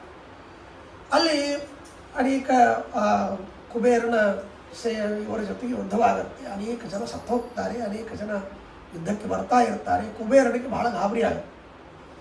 ಅವರು ಧರ್ಮರಾಜನಿಗೆ ಒಂದು ಪ್ರಾರ್ಥನೆ ಮಾಡ್ತಾರೆ, ನಿಮ್ಮ ತಮ್ಮನಿಗೆ ಯುದ್ಧ ನಿಲ್ಲಿಸಲಿಕ್ಕೆ ಹೇಳು, ಇಲ್ಲದೆ ಇದ್ರೆ ನಮ್ಮೆಲ್ಲ ಸೈನ್ಯ ಸತ್ತು ಹೋಗ್ಬಿಡ್ತದೆ. ಅದಕ್ಕಾಗಿ ಸರಿ ಯುದ್ಧ ನಿಲ್ಲಿಸಲಿಕ್ಕೆ ಹೇಳು ಅಂತ ಹೇಳಿ ಎಲ್ಲ ನಿಲ್ಲಿಸಿ ಆದ ಮೇಲೆ ಧರ್ಮರಾಜನಿಗೆ ಕುಬೇರ ಒಂದು ಮಾತು ಹೇಳ್ತಾನೆ. ಇದು ಭೀಮಸೇನ ದೇವರಿಗೆ ಸಂಬಂಧವೇ ಬರುವುದಿಲ್ಲ, ಆದರೆ ಅವನು ಹೇಳುವಂಥ ಮಾತೇನು ಅಂದರೆ, ಈ ಭೀಮ ಪ್ರಾಯಶಃ ವೃದ್ಧರ ಸೇವೆ ಸರಿ ಮಾಡಿಲ್ಲ ಅಂತ ಅನಿಸುತ್ತೆ, ಅದಕ್ಕೆ ಹೀಗೆಲ್ಲ ಏನೇನೋ ಅಂತ ಹುಡಿದುಂಬೆ ಏನೋ ಇದು ಮಾಡಿ ಕೆಲಸ ಮಾಡಿಬಿಡ್ತಾನೆ, ಇನ್ನು ಮುಂದೆ ವಿಚಾರ ಮಾಡೋದಿಲ್ಲ, ಅದಕ್ಕೆ ಅವನಿಗೆ ವೃದ್ಧರ ಸೇವೆ ಮಾಡು ಅಂತ ಹೇಳು ಅಂತಂತ. ಭೀಮಸೇನ ದೇವರಿಗೆ ಇದಲ್ಲ. ಆದರೆ ಲೌಕಿಕವಾಗಿ ನಾವು ಇದನ್ನು ತಿಳಿಯುವಾಗ ವೃದ್ಧರ ಸೇವೆ ಎಷ್ಟು ನಾವು ಮಾಡ್ತೀವೋ ಅಷ್ಟು ನಮಗೆ ಧರ್ಮಜ್ಞಾನದಲ್ಲಿ ಸೂಕ್ಷ್ಮತೆ ಗೊತ್ತಾಗುತ್ತೆ, ಆಳವಾಗಿ ಅರ್ಥವಾಗುತ್ತೆ. ಇದನ್ನು ಕೇಳಿ ತಿಳಿದುಕೊಳ್ಬೇಕು ಅಂತ ಅನಿಸುತ್ತೆ, ತಿಳಿದುಕೊಂಡದ್ದನ್ನು ಅನುಸರಿಸಬೇಕು ಅಂತ ಅನಿಸುತ್ತೆ. ಆ ಆಸಕ್ತಿ ಬರಬೇಕಾದ್ರೆ ತೀರ್ಥಕ್ಷೇತ್ರಗಳ ಸೇವಾ, ತೀರ್ಥ ಶಬ್ದ ಮಾಡೋದು, ಪಿತೃಗಳ ಸೇವಾ, ಎದುರಿಗಿರತಕ್ಕಂಥ ತಂದೆ ತಾಯಿಗಳು, ಗುರುಗಳ ಸೇವಾ, ಇದೆಲ್ಲವೂ ಅದಕ್ಕೆ ಕಾರಣವಾಗುತ್ತೆ. ಶ್ರವಣ ಮನನಗಳ ಬರಲಿಕ್ಕೆ, ಶ್ರವಣ ಆಗಲಿಕ್ಕೆ ಅದು ಕಾರಣವಾಗುತ್ತೆ. ಆ ಶ್ರವಣ ಮನನದಿಂದ ದೇವರಲ್ಲಿ ನಮಗೆ ಹೆಚ್ಚಿನ ಸ್ನೇಹ ಬರ್ತದೆ. ಆ ಸ್ನೇಹವೇ ಭಕ್ತಿ. ಅದರಿಂದ ನಮಗೆ ಅಪರೋಕ್ಷ ಜ್ಞಾನ ನಂತರದಲ್ಲಿ ಪರಮಾತ್ಮನ ಅನುಗ್ರಹ, ಮೋಕ್ಷ, ಹೀಗೆ ಕ್ರಮವಾಗಿ ಇರತಕ್ಕಂಥದ್ದು. ಹಾಗಾಗಿ ಪರಮಾತ್ಮ ಹೇಳ್ತಾನೆ, ಜ್ಞಾತುಂ ದ್ರಷ್ಟುಂ ಚ ತತ್ವೇನ ನವೇಷ್ಟುಂ ಚ ಪರಂತಪ. ನನ್ನನ್ನು ತಿಳಿಬೇಕಾದರೆ ಭಕ್ತಿ ಬೇಕು, ನನ್ನನ್ನು ಅಪರೋಕ್ಷ ದರ್ಶನ ಮಾಡಿಕೊಳ್ಳಿಕ್ಕೆ ಭಕ್ತಿ ಬೇಕು, ನನ್ನ ಅಪರೋಕ್ಷ ದರ್ಶನವಾದ ಮೇಲೆ ಮೋಕ್ಷವನ್ನು ಪ್ರವೇಶ ಮಾಡಲಿಕ್ಕೂ ಮತ್ತು ನನ್ನ ಭಕ್ತಿ ಬೇಕು. ಹಾಗಾಗಿ ಈ ಭಕ್ತಿ ಅನ್ನೋದು ಎಲ್ಲದಕ್ಕೂ ಕಾರಣ ಅನ್ನುವಂಥ ಮಾತನ್ನು ಪರಮಾತ್ಮ ತಿಳಿಸ್ತಾರೆ. ಬಹಳ ಅದ್ಭುತವಾಗಿರ್ತಕ್ಕಂಥದ್ದು ಗೀತೆಯಲ್ಲಿ. ಹಾಗಾಗಿ ಈ ರೀತಿಯಲ್ಲಿ ಹೇಳಿ ಮತ್ತೆ ಪ್ರಶ್ನೆ ಮಾಡ್ತಾರೆ. ಏನು ಅಂದರೆ, ಭಾಗವತದಲ್ಲಿ ಒಂದು ಮಾತು ಬರ್ತದೆ. ಏನು ಅಂದರೆ, ಮತ್ತು ನಾರದರು ಧರ್ಮರಾಜನಿಗೆ ಹೇಳುವಾಗ ಸಪ್ತಮ ಸ್ಕಂದದಲ್ಲಿ ಒಂದು ಮಾತನ್ನು ಹೇಳ್ತಾರೆ. ಏನು ಅಂದರೆ, ಕಾಮದಿಂದಾಗಿ ಗೋಪಿಕಾ ಸ್ತ್ರೀಯರು ಮೋಕ್ಷವನ್ನು ಪಡೆದರು. ಕಂಸ ಮತ್ತೇನಪ್ಪ ಅಂದರೆ ಪರಮಾತ್ಮನ ಮತ್ತೇನಪ್ಪ ಅಂದರೆ ಭಯದಿಂದ ಮೋಕ್ಷವನ್ನು ಪಡೆದ. ಗೋಪ್ಯ ಕಾಮಾತ್ ಭಯಾತ್ ಕಂಸ ದ್ವೇಷಾತ್ ಚೈತ್ಯಾದಯೋ ನೃಪ. ದ್ವೇಷವನ್ನು ಮಾಡಿ ಶಿಶುಪಾಲಾದಿಗಳು ಪರಮಾತ್ಮನ ಅನುಗ್ರಹವನ್ನು ಪಡೆದರು. ಆಮೇಲೆ ಮತ್ತು ನೀವೆಲ್ಲ ಪರಮಾತ್ಮನ ಸ್ನೇಹವನ್ನು ಮಾಡ್ತೀರಿ, ಅದಕ್ಕಾಗಿ ಪರಮಾತ್ಮನ ಮತ್ತೇನಪ್ಪ ಅಂದರೆ ಅನುಗ್ರಹವನ್ನು ಪಡಿತೀರಿ. ಎಲ್ಲ ಯಾದವರು ಪರಮಾತ್ಮನ ಬಂಧುಗಳು ಅನ್ನೋದಕ್ಕಾಗಿ ಅವರು ಮೋಕ್ಷವನ್ನು ಪಡಿತಾರೆ. ವಯಂ ಭಕ್ತಿಯ, ನಾವೆಲ್ಲ ಪರಮಾತ್ಮನಲ್ಲಿ ಭಕ್ತಿ ಮಾಡ್ತೇವೆ ಅಂತ ನಾರದರು ಧರ್ಮರಾಜನಿಗೆ ಹೇಳ್ತಾರೆ. ಹಾಗಾದರೆ ಇಲ್ಲಿ ಒಂದು ಸಂದೇಹ ಬರುತ್ತದೆ, ಇದೇನು ವಿಚಿತ್ರ. ಕಾಮದಿಂದಲೂ ಪರಮಾತ್ಮನ ಅನುಗ್ರಹ ಮೋಕ್ಷವಾಗುತ್ತೆ, ಭಯದಿಂದಲೂ ಪರಮಾತ್ಮನ ಅನುಗ್ರಹವಾಗುತ್ತೆ, ಮೋಕ್ಷವಾಗುತ್ತೆ, ದ್ವೇಷದಿಂದಲೂ ಪರಮಾತ್ಮನ ಅನುಗ್ರಹವಾಗುತ್ತೆ, ಮೋಕ್ಷವಾಗುತ್ತೆ, ಹೀಗೆಲ್ಲ ಹೇಳ್ತಾ ಇದ್ದಾರೆ. ಇದೇನು ವಿಚಿತ್ರ ಅಂದರೆ, ಅದಕ್ಕೆ ಶಿವದಾಚಾರ್ಯ ಅಲ್ಲ. ಕಾಮದಿಂದ, ದ್ವೇಷದಿಂದ, ಭಯದಿಂದ, ಸಂಬಂಧದಿಂದ ಸಂಬಂಧಾದೃಷ್ಟಿಯ ಸರ್ವೇ ಸ್ನೇಹಾದ್ಯೂಯಂ ಭಕ್ತ್ಯ ವಯಂ ಇತ್ಯಾದಿಗಳನ್ನು ಹೇಳಿರ್ತಕ್ಕಂಥದ್ದು ಇದೆಲ್ಲ ಪ್ರಯೋಜನ ಬೀಳುವುದಿಲ್ಲ ಅಂತಾರೆ ಶಿವದಾಚಾರ್ಯ. ಅಲ್ಲಿ ಮತ್ತು ವೇದವ್ಯಾಸ ದೇವರು ಈ ಮಾತನ್ನು ಹೇಳಿದ್ದಾರೆ ಭಾಗವತದಲ್ಲಿ. ವೇದವ್ಯಾಸ ದೇವರು ಹೇಳಿದ್ದಾರೆ ಅಂದರೆ ಅದಕ್ಕೆ ತಾತ್ಪರ್ಯ ಎಷ್ಟು ಅಂತ ಶಿವದಾಚಾರ್ಯರು ತಾತ್ಪರ್ಯ ಬರೀತಾರೆ. ಗೋಪ್ಯ ಕಾಮಯುತ ಭಕ್ತ, ಗೋಪಿಕಾ ಸ್ತ್ರೀಯರು ಕಾಮಯುತವಾದ ಭಕ್ತಿಯನ್ನು ಮಾಡಿದರು. ಕಂಸ ಭಯಯುತವಾದ ಭಕ್ತಿಯನ್ನು ಮಾಡಿದ. ಶಿಶುಪಾಲಾದಿಗಳು ದ್ವೇಷಯುಕ್ತವಾದ ಭಕ್ತಿಯನ್ನು ಮಾಡಿದರು, ನಿಂದಾಸ್ತುತಿ ಅಂತಂತಾರೆ. ಆ ರೀತಿಯಲ್ಲಿ ಮಾಡಿದರು. ವೃಷ್ಣಿಗಳು ಅಂದರೆ ಯಾದವರು ಸಂಬಂಧಯುತವಾದ ಭಕ್ತಿಯನ್ನು ಮಾಡಿದರು. ನೀವು ಸ್ನೇಹಯುತವಾದ ಭಕ್ತಿಯನ್ನು ಮಾಡ್ತೀವಿ, ನಾವು ಕೇವಲ ಭಕ್ತಿಯನ್ನು ಮಾಡ್ತೀವಿ ಅಂತ ಇಷ್ಟು ತಾತ್ಪರ್ಯ ಅಂತ ನಾರದರು ಹೇಳಿದ ಅಭಿಪ್ರಾಯ ಹೊರತು ದ್ವೇಷದಿಂದಲೂ ಮೋಕ್ಷವಾಗ್ತದೆ ಅಂತಲ್ಲ, ಭಯದಿಂದಲೂ ಮೋಕ್ಷವಾಗ್ತದೆ ಅಂತಲ್ಲ, ಕಾಮದಿಂದ ಮೋಕ್ಷವಾಗ್ತದೆ ಅಂತಲ್ಲ. ಕಾಮದಿಂದ ಮೋಕ್ಷವಾಗುವುದಾಗಿತ್ತು ಅಂತಾದರೆ ಇವತ್ತು ಕಾಮಕರು ಬೇಕಾದಷ್ಟು ಇದ್ದಾರೆ, ಅಂಥವರಿಗೆ ಮೋಕ್ಷ ಆಗಿಬಿಡಬೇಕಾಗಿ ಸರ್ವತಾ ಅಲ್ಲ. ಅದಕ್ಕೆ ಶಿವದಾಚಾರ್ಯ ಬರೀತಾರೆ, ಅನಾದಿದ್ವೇಷಿಣೋ ದೈತ್ಯಾಃ ವಿಷ್ಣೋ ದ್ವೇಷೋ ವಿವರ್ಧಿತಃ ತಮಸ್ಯಂಧೇ ಪಾತಯತಿ ದೈತ್ಯಾನಂತೆ ವಿನಿಶ್ಚಯಾತ್. ಬಹಳ ಸುಂದರವಾದ ಮಾತು. ಏನು ಹೇಳ್ತಾನೆ? ಅನಾದಿದ್ವೇಷಿಣೋ ದೈತ್ಯಾಃ ವಿಷ್ಣೋ ದ್ವೇಷೋ ವಿವರ್ಧಿತಃ. ಯಾರು ತಮೋಯೋಗ್ಯರೋ ಅವರು ಅನಾದಿ ಕಾಲದಿಂದಲೂ ದೇವರನ್ನು ದ್ವೇಷ ಮಾಡ್ತಾನೆ ಬರ್ತಾರೆ. ಎಂದಿಗೂ ದೇವರ ಬಗ್ಗೆ ಭಕ್ತಿ ಮೂಡೋದಿಲ್ಲ ಅವರಿಗೆ, ಎಂದಿಗೂ ದೇವರ ಬಗ್ಗೆ ಭಕ್ತಿ ಮೂಡೋದೇ ಇಲ್ಲ. ಸುಮ್ಮನೆ ಏನೋ ತಾತ್ಕಾಲಿಕವಾಗಿ ಭಕ್ತಿ ಮೂಡುತ್ತದೆ. ಹೇಗೆ ಅಂತಂದರೆ ಕಂಸ ಅವನು ಮಹಾದ್ವೇಷಿ, ಅಂದರೆ ಒಳಗೆ ಭೃಗು ಋಷಿಗಳಿದ್ದರೂ ಭಕ್ತಿ ಬರ್ತದೆ, ಇದು ಬೇರೆ. ಚೈತ್ಯಾದಿಗಳು ಪರಮಾತ್ಮನ ದ್ವೇಷ ಮಾಡ್ತಾರೆ ಅಂದರೆ ಒಳಗೆ ಜಯಾದಿಗಳಿದ್ದಾರೆ, ಅವರು ಭಕ್ತಿಯನ್ನು ಮಾಡ್ತಾರೆ, ಅವರಿಗೆ ಮೋಕ್ಷವಾಯಿತು, ಬೇರೆ. ಆದರೆ ವ್ಯವಸ್ಥೆ ಏನು ಅಂತಂದರೆ ಅನಾದಿ ಕಾಲದಿಂದ ಭಗವಂತರನ್ನು ಭಗವದ್ಭಕ್ತರನ್ನು ದ್ವೇಷ ಮಾಡ್ತಕ್ಕಂಥವರಿಗೆ ಅವರ ಯೋಗ್ಯತಾನುಸಾರಿಯಾಗಿ ಆ ದ್ವೇಷವನ್ನು ಪರಮಾತ್ಮ ಬೆಳೆಸ್ತಾ ಹೋಗ್ತಾನೆ. ನಮಗೆ ಹೇಗೆ ಭಕ್ತಿ ಬೆಳಿಬೇಕೋ ಹಾಗೆ ಅವರಿಗೆ ದ್ವೇಷ ಬೆಳೀತದೆ, ಹಾಗೆ ಅವರಿಗೆ ದ್ವೇಷ ಬೆಳೀತದೆ. ಹೀಗಾಗಿ ಅವರ ಯೋಗ್ಯತಾನುಸಾರಿಯಾಗಿ ದ್ವೇಷವನ್ನು ಬೆಳೆಸಿ ಭಗವಂತ ಅವರಿಗೆ ತಮಸ್ಸಿಗೆ ಕಳಿಸ್ತಾನೆ. ಅವರನ್ನು ತಮಸ್ಸಿಗೆ ಕಳಿಸ್ತಾನೆ. ಹೋಗಪ್ಪ, ನಿಮ್ಮ ಯೋಗ್ಯತೆ ಇಲ್ಲಿಗೆ ಮುಗಿತು, ಇಷ್ಟು ತನಕ ನೀವು ಸಾಧನೆ ಮಾಡಬೇಕು. ಅವರಲ್ಲೂ ವ್ಯವಸ್ಥೆ ಇದೆ. ನಮ್ಮಲ್ಲಿ ಹೇಗೆ ಬ್ರಹ್ಮದೇವರ 3 ವರ್ಷದ ತನಕ ನಾವು ಹೇಗೆ ಸಾಧನೆ ಮಾಡುತ್ತೀವಿ, ಅವರು ಅಷ್ಟು ರೀತಿಯಲ್ಲಿ ಸಾಧನೆ ಮಾಡ್ತಾರೆ. ಅವರು ಕೂಡ ಅಷ್ಟು ದೀರ್ಘವಾದ, ಯಾಕೆಂದರೆ ಅಷ್ಟು ಯೋಗ್ಯತೆ ದೊಡ್ಡದಿರುತ್ತೆ. ಹೀಗಾಗಿ ಬ್ರಹ್ಮದೇವರು ವಾಯುದೇವರು ನಮ್ಮೆಲ್ಲರಲ್ಲಿ ನಿಂತುಕೊಂಡು ಪ್ರೇರಣೆ ಮಾಡ್ತಾ ಹಂಸಮಂತ್ರವನ್ನು ಜಪ ಮಾಡ್ತಾ ಪುಣ್ಯ ಗಳಿಸ್ತಾರೆ. ಇಷ್ಟೇ ಅಲ್ಲ, ಅದಲ್ಲದೆ ಪ್ರತ್ಯೇಕವಾದ ಅನೇಕ ರೂಪಗಳನ್ನು ತೆಗೆದುಕೊಂಡು ದೇವರ ಆರಾಧನೆ ಮಾಡ್ತಾರೆ. ಎಷ್ಟಾದರೂ ಅವರಿಗೆ ಸಾಕಾಗುವುದಿಲ್ಲ ಅವರ ಯೋಗ್ಯತೆಗೆ ತಕ್ಕಂತೆ. ಅರ್ಥ ಆಯ್ತಾ? ಅದು ಬೆಳೀತಾ ಬೆಳೀತಾ ಬೆಳೀತಾ ಹೋಗ್ತದೆ. ಹೀಗೆ ಬ್ರಹ್ಮದೇವರಿಗೂ ಯಾಕೆ ಆ ರೀತಿ, ಅದೇ ರೀತಿಯಲ್ಲಿ ಕಲ್ಯಾಣಿ ದೈತ್ಯರಿಗೂ ಕೂಡ ಅವರ ಯೋಗ್ಯತಾನುಸಾರಿಯಾಗಿ ದ್ವೇಷ ಅಲ್ಲಿವರೆಗೆ ಬೆಳೀತು.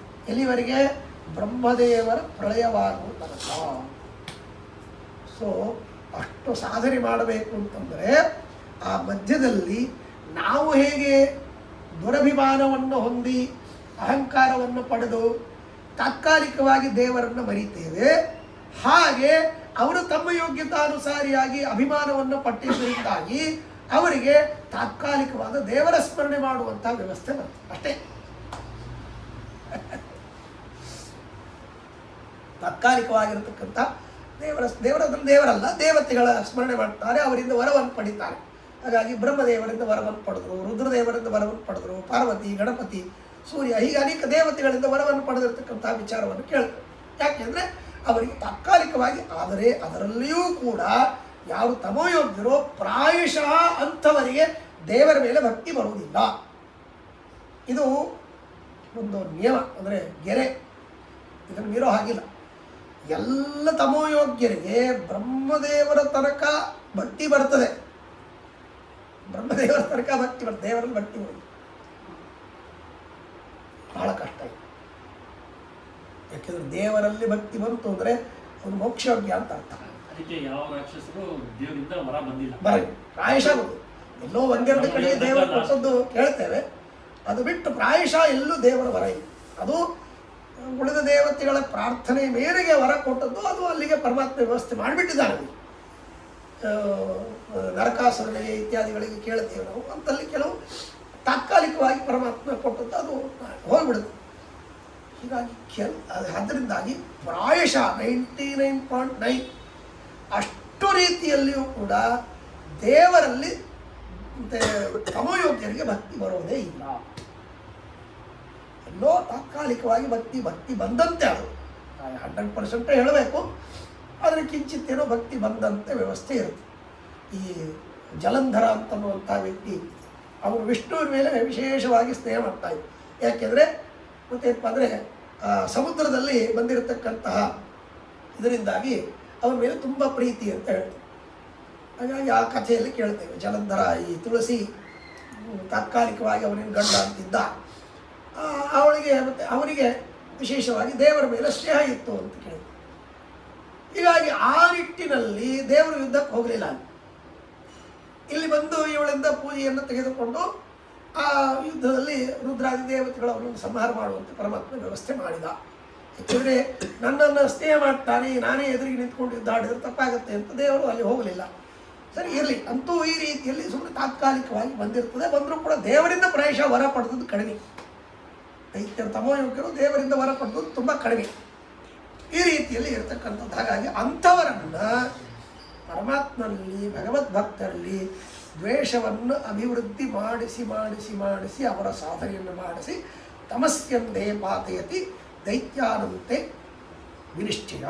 ಹೀಗೆ ಪರಮಾತ್ಮ ಅವರ ಯೋಗ್ಯತಾನುಸಾರಿಯಾಗಿ ಅವರ ಸಾಧನೆಯನ್ನು ಮಾಡಿಸಿ ದ್ವೇಷಗಳನ್ನು ಅಭಿವೃದ್ಧಿ ಮಾಡಿ ಕೊನೆಗೆ ಅದಕ್ಕೆ ತಕ್ಕಂತೆ ಫಲವನ್ನು ಮತ್ತು ಕೊಡುವುದಕ್ಕಾಗಿ ಅವರನ್ನು ಕೊನೆಗೆ ಇದರೊಳಗೆ ತಮಸ್ಸಿನಲ್ಲಿ ಅವರನ್ನು ಹಾಕ್ತಾನೆ ಅನ್ನುವಂಥ ಮಾತನ್ನು ಹೇಳ್ತಾರೆ. ಅದಕ್ಕಾಗಿ ಅವರ ಯಾಕೆ ಹೀಗೆ ಅಂದರೆ ಅದಕ್ಕೆ ಹೇಳ್ತಾರೆ, ಸಚ ಬ್ರಹ್ಮಾಹಂ ವಾಸುದೇವೋಸ್ಮಿ ನಿತ್ಯಂ ಇತಿ ಜ್ಞಾನಾತ್ ಅಗಮತ್ ತತ್ತಮುಂಧಂ ಸಹಾಯ ಕೃತ್ಯಾಸ್ಯ ಚಕಾಶಿರಾಜೋ ಯಥೈವ ಕಿರ್ಮೀರ ಹಿಡಿಂಬ ಸಲ್ವಾಹ. ಈಗಷ್ಟೇ ನಾನು ಬ್ರಹ್ಮ ಅಂತ ಹೇಳಿಕೊಳ್ಳುವಂಥವರಷ್ಟೇ ಇಲ್ಲ, ಈಗಷ್ಟೇ ಇದ್ದಾರೆ ಅಂತ ತಿಳ್ಕೋಬೇಡಿ. ದೇವರ ಕಾಲದಲ್ಲೂ ಇದು ಅನ್ನೋದಕ್ಕಾಗಿಯೇ ಶೃಗಾಲ ವಾಸುದೇವ ಮತ್ತೇನಪ್ಪ ಅಂದರೆ ಇತ್ಯಾದಿಗಳು ನಾವು ಕೇಳ್ತೀವಿ. ಹುಚ್ಚ ನಾನು ವಾಸುದೇವ ಅಂತನ್ನೋದಕ್ಕಾಗಿ ಎದೆ ಸುಟ್ಕೊಂಡಿದ್ದ, ಶ್ರೀವತ್ಸ ವಕ್ಷ ಅಂತನ್ನೋದಕ್ಕಾಗಿ ಎದೆ ಸುಟ್ಕೊಂಡಿದ್ದ.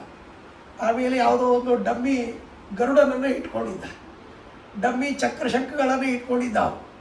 ಎಲ್ಲ ನಾವು ಕೇಳ್ತೀವಿ. ಅಂದರೆ ಆಗಿನ ಕಾಲದಲ್ಲೂ ನಾನೇ ದೇವರು ಅಂತನ್ನುವಂತಹ ವ್ಯಕ್ತಿಗಳಿದ್ದರು. ಸೊ ಶ್ರೀಮದಾಚಾರ್ಯ ಹೇಳಿದಂತೆ ಈ ಎಲ್ಲ ಸಿದ್ಧಾಂತಗಳು ಕೂಡ ಅನಾದಿ ಕಾಲದಿಂದ ಬರ್ತಾ ಇದೆ. ಆಗಾಗ ಆಯಾ ಮತಗಳ ಆಚಾರ್ಯರು ಬಂದು ಆ ಮತವನ್ನು ಮತ್ತೆ ಪ್ರವೃತ್ತಿಗೊಳಿಸ್ತಾರೆ. ಹೀಗಾಗಿ ಶಂಕರಾಚಾರ್ಯ ಬಂದದಕ್ಕಾಗಿ ಅದ್ವೈತ ಸಿದ್ಧಾಂತ ಬಂತು. ಮತ್ತು ಇವರು ರಾಮಾನುಜರವರು ವಿಶಿಷ್ಟಾದ್ವೈತ ಬಂತು ಅಂದ್ರೇನು ಅಭಿವೃದ್ಧಿ ಆಯಿತು. ಮೊದಲಿಗಿದ್ದದ್ದೇ ಅದು ಇನ್ನಷ್ಟು ಬೆಳಕಿಗೆ ಬಂತು. ಶ್ರೀಮದಾಚಾರ್ಯ ಬಂದರು, ದ್ವೈತ ಸಿದ್ಧಾಂತ ಬೆಳಕಿಗೆ ಬಂತು. ಮೊದಲಿಗೆ ಇದ್ದಿಲ್ಲ ಅಂತಲ್ಲ, ಎಲ್ಲ ಸಿದ್ಧಾಂತಗಳು ಅನಾದಿ ಕಾಲದಿಂದ ಇವೆ. ಎಲ್ಲ ಸಿದ್ಧಾಂತಗಳು ಅನಾದಿ ಕಾಲದಿಂದ ಇವೆ. ಮತ್ತೆ ಹಾಗಾದರೆ ಅನಾದಿ ಕಾಲದಿಂದ ಇರತಕ್ಕಂತಹ ಸಿದ್ಧಾಂತಗಳನ್ನು ಯಾಕೆ ನಾಶ ಮಾಡೋದಿಲ್ಲ ದೇವರು? ತೊಂದರೆ ಅಲ್ವಾ? ಇದಿದ್ರೆ ನಾಶ ಮಾಡಿಬಿಡಲಿ ಅಂದರೆ ಅಲ್ಲ. ಅವುಗಳನ್ನು ಓದಿಕೊಂಡು ಆಯ್ತಾ ಲೋಕವನ್ನು ಪಡೆಯುವಂತಹ ಯೋಗ್ಯತೆಯನ್ನು ಪಡೆದವರು ಇದ್ದಾರೆ, ಅವರವರಿಗೆ ಅದು ಸಾಧನೆ ಆಗುತ್ತೆ ಅನ್ನೋದಕ್ಕಾಗಿ ದೇವರು ಅದನ್ನು ಬಿಟ್ಬಿಡ್ತಾರೆ. ಹಾಗಾಗಿ ಅದನ್ನು ನಾರಾಯಣ ಪಂಡಿತಾಚಾರ್ಯ ಅಂತಾಳೆ, ಕ್ಷಮಾಬ್ಧಿ ಭಗವನ್ ಕ್ಷಮಾಬ್ಧಿ. ಶಂಕರಾಚಾರ್ಯರು ಎಷ್ಟು ಘೋರವಾದ ರೀತಿಯಲ್ಲಿ ಬ್ರಹ್ಮಸೂತ್ರಗಳಿಗೆ ವ್ಯಾಖ್ಯಾನವನ್ನು ಮಾಡಿದಾಗ ಅವ್ರನ್ನ ಯಾಕೆ ಕೊಲ್ಲಿಲ್ಲ? ಭಗವನ್ ಕ್ಷಮಾಬ್ಧಿ, ಬಿಟ್ಬಿಟ್ಟ ದೇವರು. ಕರುಣಾ ಉಳ್ಳು ಭಗವಂತ ಬಿಟ್ಬಿಟ್ಟ. ಯಾಕಂದರೆ ಮುಂದಿನ ಮತ್ತೆ ರಾಕ್ಷಸರು ಬರೋರು ಇದ್ದಾರೆ, ಅವರಿಗೆಲ್ಲ ಅನುಕೂಲ ಆಗಲಿ, ಅವರ ಸಾಧನೆಯನ್ನು ಮಾಡಿಕೊಳ್ಬೇಕಲ್ಲ ಅಂತನ್ನೋದಕ್ಕಾಗಿ ಬಿಟ್ಬಿಟ್ಟ ಅಂತ ಹೇಳ್ತಾರೆ. ಹಾಗೆ ಆ ರೀತಿಯಲ್ಲಿ ಅವರವರ ಯೋಗ್ಯತಾನುಸಾರಿಯಾದ ದ್ವೇಷಗಳನ್ನು ಬೆಳೆಸಿಕೊಳ್ಳುತ್ತಾರೆ. ನಾವು ಹೇಗೆ ಭಕ್ತಿ ಬೆಳೆಸಿಕೊಳ್ಳುತ್ತೀವಿ ಹಾಗೆ ದ್ವೇಷಗಳನ್ನು ಬೆಳೆಸಿಕೊಳ್ತಾರೆ. ಅದನ್ನು ಬೆಳೆಸಿಕೊಂಡು ಆ ಯೋಗ್ಯತೆ ಪರಿಪೂರ್ಣವಾದ ಅವರು ತಮಸ್ಸಿಗೆ ಹೋಗ್ತಾರೆ. ದೇವರು ಅವರನ್ನು ತಮಸ್ಸಿಗೆ ಹಾಕಿಬಿಡ್ತಾನೆ ಅನ್ನುವಂಥ ಮಾತನ್ನು ಹೇಳ್ತಾನೆ. ಇದಕ್ಕೆ ತುಂಬ ವಿಸ್ತಾರವಾದ ವ್ಯಾಖ್ಯಾನಗಳಿದೆ. ಅದ್ಭುತವಾದ ರೀತಿಯಲ್ಲಿ ಅಷ್ಟೆಲ್ಲ ಹೇಳಲಿಕ್ಕೆ ಸ್ವಲ್ಪ ಸಮಯವಾಗುತ್ತೆ. ಹಾಗಾಗಿ ಪ್ರಧಾನ ಇಷ್ಟು ವಿಚಾರಗಳನ್ನು ತಿಳಿದುಕೊಂಡು ಇದಾದ ಮೇಲೆ ಒಂದು ಮಾತನ್ನು ಶ್ರೀಮದಾಚಾರ್ಯ ಹೇಳ್ತಾರೆ. ಏನು ಅಂದರೆ ಪೂರ್ಣ ದುಃಖಾತ್ಮಕೋ ದ್ವೇಷ ಸೋರಂತೋ ಹ್ಯವತಿಷ್ಠತೆ ಪತಿತಾನಾಂ ತಮಸ್ಸೆಂದೇ ನಿಶೇಷ ಸುಖವರ್ಜಿತೆ. ತಮಸ್ಸಿನಲ್ಲಿ ಅವರಿಗೆ ಹಾಕೋದ್ರಿಂದ ಏನಾಗತ್ತೆ ಅಂದರೆ ಪೂರ್ಣ ದುಃಖಾತ್ಮಕೋ ದ್ವೇಷ. ದ್ವೇಷ ಇದು ಪೂರ್ಣ ದುಃಖವನ್ನು ಕೊಡತಕ್ಕಂಥದ್ದು. ಪೂರ್ಣ ದುಃಖವನ್ನು ಕೊಡತಕ್ಕಂಥದ್ದು ಅಂದರೆ ಅದು ಹೇಗೆ ಅಂದರೆ ನಮಗೆ ಹೇಗೆ ಮೋಕ್ಷವನ್ನು ಪಡೆದಾಗ ಅನಂತ ಕಾಲದವರೆಗೆ ಸುಖ ಸಿಗುತ್ತೋ ಹಾಗೆ ಅನಂತ ಕಾಲದವರೆಗೆ ಅವರು ದುಃಖವನ್ನು ಅನುಭವಿಸ್ತಾರೆ. ಅನಂತ ಕಾಲದವರೆಗೆ ದುಃಖವನ್ನು ಅನುಭವಿಸ್ತಾರೆ. ಅಲ್ಲಿ ಅಂಧಂತಮಸ್ಸಿನಲ್ಲಿ ನಿಶೇಷ ಸುಖವರ್ಜಿತ, ಸ್ವಲ್ಪವೂ ಸುಖ ಇರುವುದಿಲ್ಲ. ಸ್ವಲ್ಪವೂ ಸುಖ ಇರುವುದಿಲ್ಲ. ಮೋಕ್ಷದಲ್ಲಿ ಹೇಗೆ ದುಃಖವೂ ಇಲ್ಲ, ದುಃಖ ಇಲ್ಲ ಅಷ್ಟೇ ಅಲ್ಲ, ಅಲ್ಲಿ ನೆರಳು ಕೂಡ ಇಲ್ಲ ಅಂತ ಹೇಳ್ತಾರೆ, ಛಾಯಾನೂ ಇಲ್ಲ. ಏಕೆಂದರೆ ತಮ್ಮ ಸ್ವತಃ ತಮ್ಮದೇ ಆಗಿರ್ತಕ್ಕಂಥ ತೇಜಸ್ಸು ಅಲ್ಲಿ ಇರುತ್ತೆ, ಚಿನ್ಮಾತ್ರವಾಗಿರ್ತಕ್ಕಂಥ ಶರೀರ. ಹಾಗಾಗಿ ಅಂಥ ಅದ್ಭುತವಾಗಿರ್ತಕ್ಕಂಥ ಶರೀರ ಇದ್ದಾಗ ಸ್ವಪ್ರಭೆಯಿಂದ ಅವರಿಗೆಲ್ಲೂ ಕೂಡ ಅಂತ ನೆರಳು ಬರುವುದಿಲ್ಲ. ಈಗ ನಾವು ಹೇಳ್ತೀವಿ ಲೈಟ್ ಕೆಳಗೆ ಕತ್ಲೆ ಇರ್ತದೆ ಅಂತ, ಹಾಗೆ ಅಲ್ಲಿ ಇರುವುದಿಲ್ಲ. ಅಷ್ಟು ಅದ್ಭುತವಾಗಿರ್ತಕ್ಕಂಥ ಜ್ಯೋತಿ ರೂಪರಾಗಿರ್ತಕ್ಕಂಥವರಾಗಿರ್ತಾರೆ. ಹಾಗಾಗಿ ಅಲ್ಲಿ ಕತ್ಲೆ ಇಲ್ಲ. ಹೀಗೆ ಮತ್ತೇನಪ್ಪ ಅಂದರೆ ನೆರಳೇ ಇಲ್ಲ ಅಂದರೆ ಕತ್ತಲಂತೂ ದೂರ್ತೋಪಾಸ. ಅದೇ ರೀತಿಯಲ್ಲಿ ತಮಸ್ಸಿನಲ್ಲಿ ಸ್ವಲ್ಪವೂ ಸುಖ ಇಲ್ಲ. ಸುಖ ಇಲ್ಲ ಅಷ್ಟೇ ಅಲ್ಲ, ಬೆಳಕಿಲ್ಲ. ಇದಿನ್ನೂ ಭಾರಿ, ಬೆಳಕೇ ಇಲ್ಲ. ನಿರಂತರ ಕತ್ಲು ಕತ್ಲು ಕತ್ಲು ಕತ್ಲು. ಇಷ್ಟು ಘೋರವಾಗಿರ್ತಕ್ಕಂಥದ್ದು ವಿಶೇಷ ಸುಖವರ್ಜಿತೆ. ಅದಕ್ಕೆ ಅಂಧಂತಮಸ್ಸು ಅಂತ ಕರೆದ. ಅಂಧಂತಮಸ್ಸು ಅಂದ್ರೇನು? ಕುರುಡನಿಗೆ ಹೇಗೆ ಒಟ್ಟಾರೆ ಏನೂ ಕಾಣಿಸುವುದಿಲ್ಲ ಆ ರೀತಿಯಲ್ಲಿ ಕತ್ಲೆ ಇರ್ತದೆ. ಆ ರೀತಿಯಲ್ಲಿ ಕತ್ಲೆ ಇರ್ತದೆ. ಪೂರ್ಣ ಏನೇನೇನೇನೋ ಗೊತ್ತಾಗ. ಕುರುಡನಿಗೆ ಇದು ಕೆಂಪು, ಇದು ಬಿಳಿ, ಇದು ಹಸಿರು, ಇದು ಹಳದಿ ಗೊತ್ತಾಗತ್ತಾ? ಇಲ್ಲ, ಆ ರೀತಿ ಅವಸ್ಥೆ ಇರುತ್ತೆ. ಹಾಗಾಗಿ ಮೋಕ್ಷದಲ್ಲಿಯೂ ತಮಸ್ಸಿನಲ್ಲಿಯೂ ಕೂಡ ಅವರಿಗೆ ಶ್ರೀನಿವಾಸ ತೀರ್ಥರು ಇದರ ವ್ಯವಸ್ಥೆ ಮಾಡ್ತಾರೆ. ಇದನ್ನು ವ್ಯಾಖ್ಯಾನ ಮಾಡುವಾಗ ಶ್ರೀನಿವಾಸ ತೀರ್ಥರು ವ್ಯಾಖ್ಯಾನ ವ್ಯವಸ್ಥೆ ಮಾಡ್ತಾರೆ. ಏನು ಅಂದರೆ ಅಂಧಂತಮಸ್ಸನ್ನು ಹೊಂದಿರತಕ್ಕಂತಹ ದುಷ್ಟರಾದ ದೈತ್ಯರಿಗೆ ಆ ದುಃಖವನ್ನು ಅನುಭವಿಸುವಾಗ ಈ ದುಃಖವನ್ನು ನಾನು ಅನುಭವಿಸ್ತಾ ಇದ್ದೀನಿ ಅಂತನ್ನುವಂಥ ಜ್ಞಾನ ಬರ್ತದೋ ಇಲ್ಲೋ? ಜ್ಞಾನ ಬರ್ತದೆ ಅಂತಾದರೆ ಯಥಾರ್ಥ ಜ್ಞಾನವಾಗಿಬಿಡುತ್ತೆ. ಜ್ಞಾನ ಬರೋದಿಲ್ಲ ಅಂತಂದ್ರೆ ದುಃಖವಾಗೋದು ಹಾಗೆ. ಅದಕ್ಕೆ ಅಲ್ಲಿ ವ್ಯವಸ್ಥೆ ಮಾಡ್ತಾರೆ. ಹಾಗಲ್ಲ, ನಾನು ಅನುಭವಿಸ್ತಾ ಇದ್ದೀನಿ ಅಂತನ್ನೋದು ಬಂದೇ ಬರ್ತದೆ, ಆದರೆ ಅದು ಯಥಾರ್ಥ ಜ್ಞಾನವಲ್ಲ. ಯಾಕೆ ಜ್ಞಾನವಲ್ಲ ಅಂದರೆ ಆ ದುಃಖವನ್ನು ಕೊಡುವಂಥವನು ದೇವರು ತಾನೆ. ದೇವರ ಪ್ರೇರಣೆಯಿಂದ ಇದಾಗತ್ತೆ ಅಂತ ತಿಳಿದುಕೊಳ್ಳಿ. ಅಭಿಮಾನ ಬರ್ತದೆ. ನಾನು ಅನುಭವಿಸ್ತಾ ಇದ್ದೀನಿ ಅಂತನ್ನುವಂಥ ಅಹಂಕಾರ ಅವರಿಗೆ ಅಲ್ಲೂ ಇರ್ತದೆ. ಅದು ಅಜ್ಞಾನವೇ, ಅದು ಯಥಾರ್ಥ ಜ್ಞಾನವಲ್ಲ ಅಂತ ವ್ಯವಸ್ಥೆ ಮಾಡ್ತಾರೆ. ಜ್ಞಾನಿಗಳಿಗೆ ಅವರು ಅನುಭವಿಸ್ಬೇಕಾದ್ರೆ ಇದು ದೇವರು ಕೊಟ್ಟಿದ್ದು ಅಂತ. ಮೋಕ್ಷದಲ್ಲಿರತಕ್ಕಂಥ ಮುಕ್ತರಿಗೆ ಪ್ರತಿಯೊಂದು ಸುಖವನ್ನು ಅನುಭವಿಸುವಾಗ ಇದು ದೇವರಿಂದ ಆಯಿತು ಅನ್ನುವಂಥ ಅನುಸಂಧಾನ ಬರ್ತದೆ. ಆ ಪ್ರೇರಣೆಯನ್ನು ಅನುಭವಿಸ್ತಾರೆ, ಅದನ್ನು ಚಿಂತನೆ ಮಾಡ್ತಾರೆ. ದೇವರೆಷ್ಟು ಕರುಣಾಮಯಿ, ಎಷ್ಟು ಅದ್ಭುತವಾದ ರೀತಿಯಲ್ಲಿ ನಮಗೆ ಸುಖ ಕೊಟ್ಟಿದ್ದಾನೆ ಅಂತ ಪ್ರತಿ ಕ್ಷಣವೂ ದೇವರ ಉಪಕಾರವನ್ನು ಸ್ಮರಣೆ ಮಾಡ್ತಾರೆ. ಎಂದಿಗೂ ಮುಕ್ತರಾದ ವ್ಯಕ್ತಿಗಳಿಗೆ ನಾನು ಸುಖವನ್ನು ಅನುಭವಿಸ್ತಾ ಇದ್ದೀನಿ ಅಂತ ಬರುವುದಿಲ್ಲ. ದೇವರು ಇದನ್ನು ಕೊಡ್ತಾ ಇದ್ದಾನೆ, ದೇವರ ಅನುಗ್ರಹದಿಂದ ಇದಾಗ್ತಾ ಇದೆ ಅಂತ ತಿಳಿದುಕೊಳ್ತಾರೆ. ಅರ್ಥ ಆಯ್ತು? ಹೀಗಾಗಿ ತಮಸ್ಸಿನಲ್ಲಿರ್ತಕ್ಕಂಥ ವ್ಯಕ್ತಿಗಳಿಗೆ ನಾನು ದುಃಖವನ್ನು ಅನುಭವಿಸ್ತಾ ಇದ್ದೀನಿ ಅಂತ ಅನ್ನೋದು ಯಥಾರ್ಥ ಜ್ಞಾನವಲ್ಲ, ಕಿಂತು ಯಥಾರ್ಥವೇ. ಯಾಕೆ ಅಂದರೆ ದೇವರಿಂದ ಬಂತು ಅಂತನ್ನೋದು ಅವರಿಗೆ ಗೊತ್ತಾಗುತ್ತೆ. ಆ ವಿಷಯದಲ್ಲಿ ಯಥಾರ್ಥವೇ ಅನ್ನೋದಕ್ಕಾಗಿ ಅವರಿಗೆ ದುಃಖವಾಗುತ್ತೆ. ಈ ರೀತಿಯಲ್ಲಿ ನಮಗೆ ಹೀಗೆ ಭಕ್ತಿ ಹೇಗೆ ಮೋಕ್ಷದಲ್ಲಿ ಆನಂದ ಸ್ವರೂಪವಾಗಿರುತ್ತದೆಯೋ ಹಾಗೆ ಅಜ್ಞಾನ ದುಃಖ ಅಂತ ಅನ್ನೋದು ಅವರ ಸ್ವರೂಪವಾಗಿರುತ್ತದೆ ಅಲ್ಲಿ. ಈ ರೀತಿಯಲ್ಲಿ ಇರತಕ್ಕಂಥದ್ದು ಅಂತನ್ನುವಂಥ ಮಾತನ್ನು ಹೇಳ್ತಾರೆ. ಹಾಗಾಗಿ ಪೂರ್ಣ ದುಃಖಾತ್ಮಕೋ ದ್ವೇಷ ಸೋನಂತೋ ಹ್ಯವತಿಷ್ಠತೆ, ಅದು ಆ ತಮಸ್ಸಿನಲ್ಲಿ ಅನಂತ ಕಾಲದವರೆಗೆ ಇರ್ತವೆ. ಮುಗಿಯೋದೇ ಇಷ್ಟೋ ತನಕ ಕರೆಂಟ್ ಹೋಗಿತ್ತು, ಕತ್ಲಾಗಿತ್ತು, ಈ ಕರೆಂಟ್ ಬಂತು, ಆ ಕತ್ಲು ಹೋಯ್ತು. ಹಿಂಗಾಗೋದಿಲ್ಲ ತಮಸ್ಸಿನಲ್ಲಿ. ಒಟ್ಟಾರೆ ಬೆಳಕು ಅಂತನ್ನೋದು ಅವ್ರು ಇನ್ನೆಂದೂ ನೋಡೋದಿಲ್ಲ, ಸುಖವನ್ನು ಇನ್ನೆಂದಿಗೂ ಅನುಭವಿಸೋದೇ ಮುಗ್ದರು.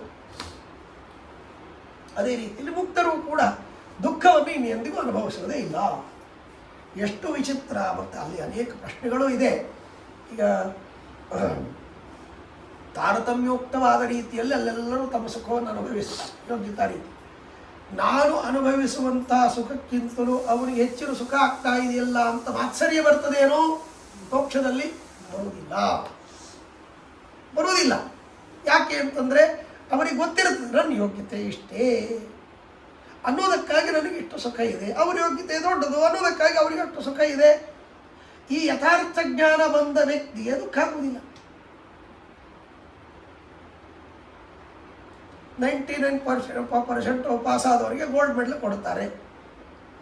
ನಮಗೆ 97 ಅಥವಾ 96, 95 ಬಂದಿದೆ, ನಮಗೆ ಕೊಟ್ಟಿಲ್ಲ, ದುಃಖ ಆಗೋದಿಲ್ಲ. ಅವನು ಹೌದಪ್ಪ ನಮಗಿಂತಲೂ ಜಾಸ್ತಿ ತೊಗೊಂಡಿದ್ದಾನೆ, ಅದಕ್ಕಾಗಿ ಅವನಿಗೆ ಅದು ಕೊಟ್ಟಿದ್ದಾರೆ, ಒಳ್ಳೆಯದು ಅಂತ ಅನ್ಕೊಳ್ತಾನೆ. ಹೇಗೋ ಹಾಗೆ ಯೋಗ್ಯತೆ ಅವನು ದೊಡ್ಡದಿದೆ ಅಂದಮೇಲೆ ಅವರಷ್ಟು ಸಾಧನೆ ಮಾಡಿದ್ದಾನೆ, ಅದಕ್ಕಾಗಿ ಅವರಿಗೆ ಅಷ್ಟು ಸುಖ ಸಿಗ್ತದೆ. ಇದು ಮೋಕ್ಷದಲ್ಲಿ ಮಾತ್ರ. ಹೌದು, ತಮಸ್ನಲ್ಲಿ ಇಲ್ಲ. ತಮಸ್ನಲ್ಲೂ ಹಾಗೆ, ತಮಸ್ನಲ್ಲೇ ತಾರತಮ್ಯ ಇದೆ ವ್ಯವಸ್ಥೆ. ತಮಸ್ನಲ್ಲಿ ತಾರತಮ್ಯ ಬಂದ್ರೆ ಜಾಸ್ತಿ ದುಃಖ ಆಗೋಂಗಿಂತ ಕಮ್ಮಿ ಆದೋ ಸುಖ ಸಿಕ್ಬಿಡ್ತದೆ. ಇಲ್ಲ ಹಂಗಿಲ್ಲ, ಅವನಿಗೆ ಜಾಸ್ತಿ ದುಃಖ ಹಂಗಿಲ್ಲ ಹಂಗ ಆ ಬುದ್ಧಿನೇ ಬರಂಗಿಲ್ಲ ಅವ್ರಿಗೆ. ಅಲ್ಲ, ಅವ್ರಿಗೆ ಜಾಸ್ತಿ ದುಃಖ ಇದೆ, ನಂಗೆ ಕಮ್ಮಿ ಇದೆ, ಸ್ವಲ್ಪ ಸಂತೋಷ ಆಗುತ್ತೆ. ಅನ್ನಂಗಿಲ್ಲ.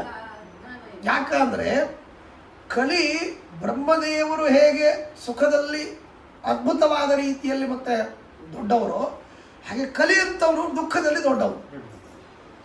ಸೊ ಅವನಿಗೆ ಬಹಳ ದುಃಖವಾಗುತ್ತೆ, ಅವನಿಗೆ ಕಡಿಮೆ ದುಃಖ ಕೆಳಗಿನವರಿಗೆ ಆಗತ್ತಲ್ಲ. ಇವರು ಕಲಿ ನೋಡ್ಬಿಟ್ಟು ಆ ಯಥಾರ್ಥ ಜ್ಞಾನವೇ ಇರುವುದಿಲ್ಲಲ್ಲ ಅವರಿಗೆ. ಜ್ಞಾನ ಬಂದ್ರೆ ಅಲ್ಲಿಗೆ ದೈವ ಭಕ್ತಿ ಬಂದಾಗ ಆಗ್ಬಿಡುತ್ತೆ. ಅಥವಾ ಅವ್ರಿಗೇನೋ ಅವ್ರು ಅಷ್ಟೊಂದು ವ್ಯವಸ್ಥೆ ಐತೆ ಹಿಂಗ ನೀವು ಅಂತೀರಿ, ಹಂಗಲ್ಲ, ಹಂಗೆ ಬರೋದೇ ಇಲ್ಲ. ಏಕೆಂದರೆ ನಾನು ಇಷ್ಟು ದುಃಖವನ್ನು ಅನುಭವಿಸ್ತಾ ಇದ್ದೀನಿ, ಅವನು ಅಷ್ಟು ದುಃಖವನ್ನು ಅನುಭವಿಸ್ತಾ ಇದ್ದಾನೆ ಅಂತ ಅನ್ನುವಂಥ ವಿಚಾರ ಯಾವಾಗ ಬರ್ತದೆ, ಅವರು ನೋಡ್ಲಿಕ್ಕೆ ಸಮಯವೇ ಇರೋದಿಲ್ಲ. ತಮ್ಮ ದುಃಖವನ್ನೇ ಅನುಭವಿಸ್ತಾ ಇರ್ತಾರೆ, ಅವ್ರಿಗೆ ನೋಡೋ ಸಮಯನೇ ಬರಂಗಿಲ್ಲ.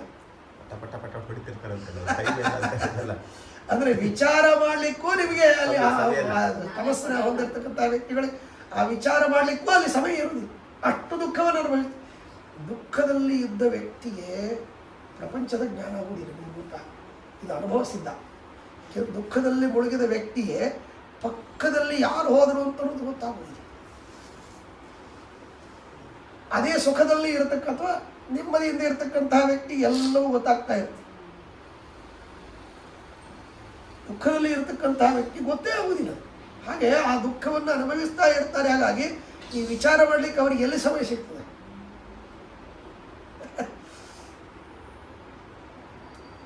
ಆಗುದಿಲ್ಲ.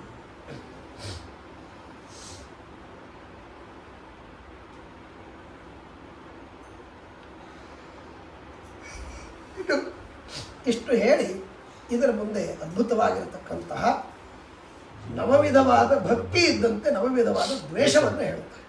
ಬಹಳ ಅದ್ಭುತವಾಗಿರ್ತಕ್ಕಂಥದ್ದು. ಅದನ್ನು ಮತ್ತೆ ಮುಂದಿನ ಎಪಿಸೋಡಲ್ಲಿ ಅದನ್ನು ತಿಳಿದುಕೊಳ್ಳೋಣ ಅಂತ ಹೇಳ್ತಾರೆ.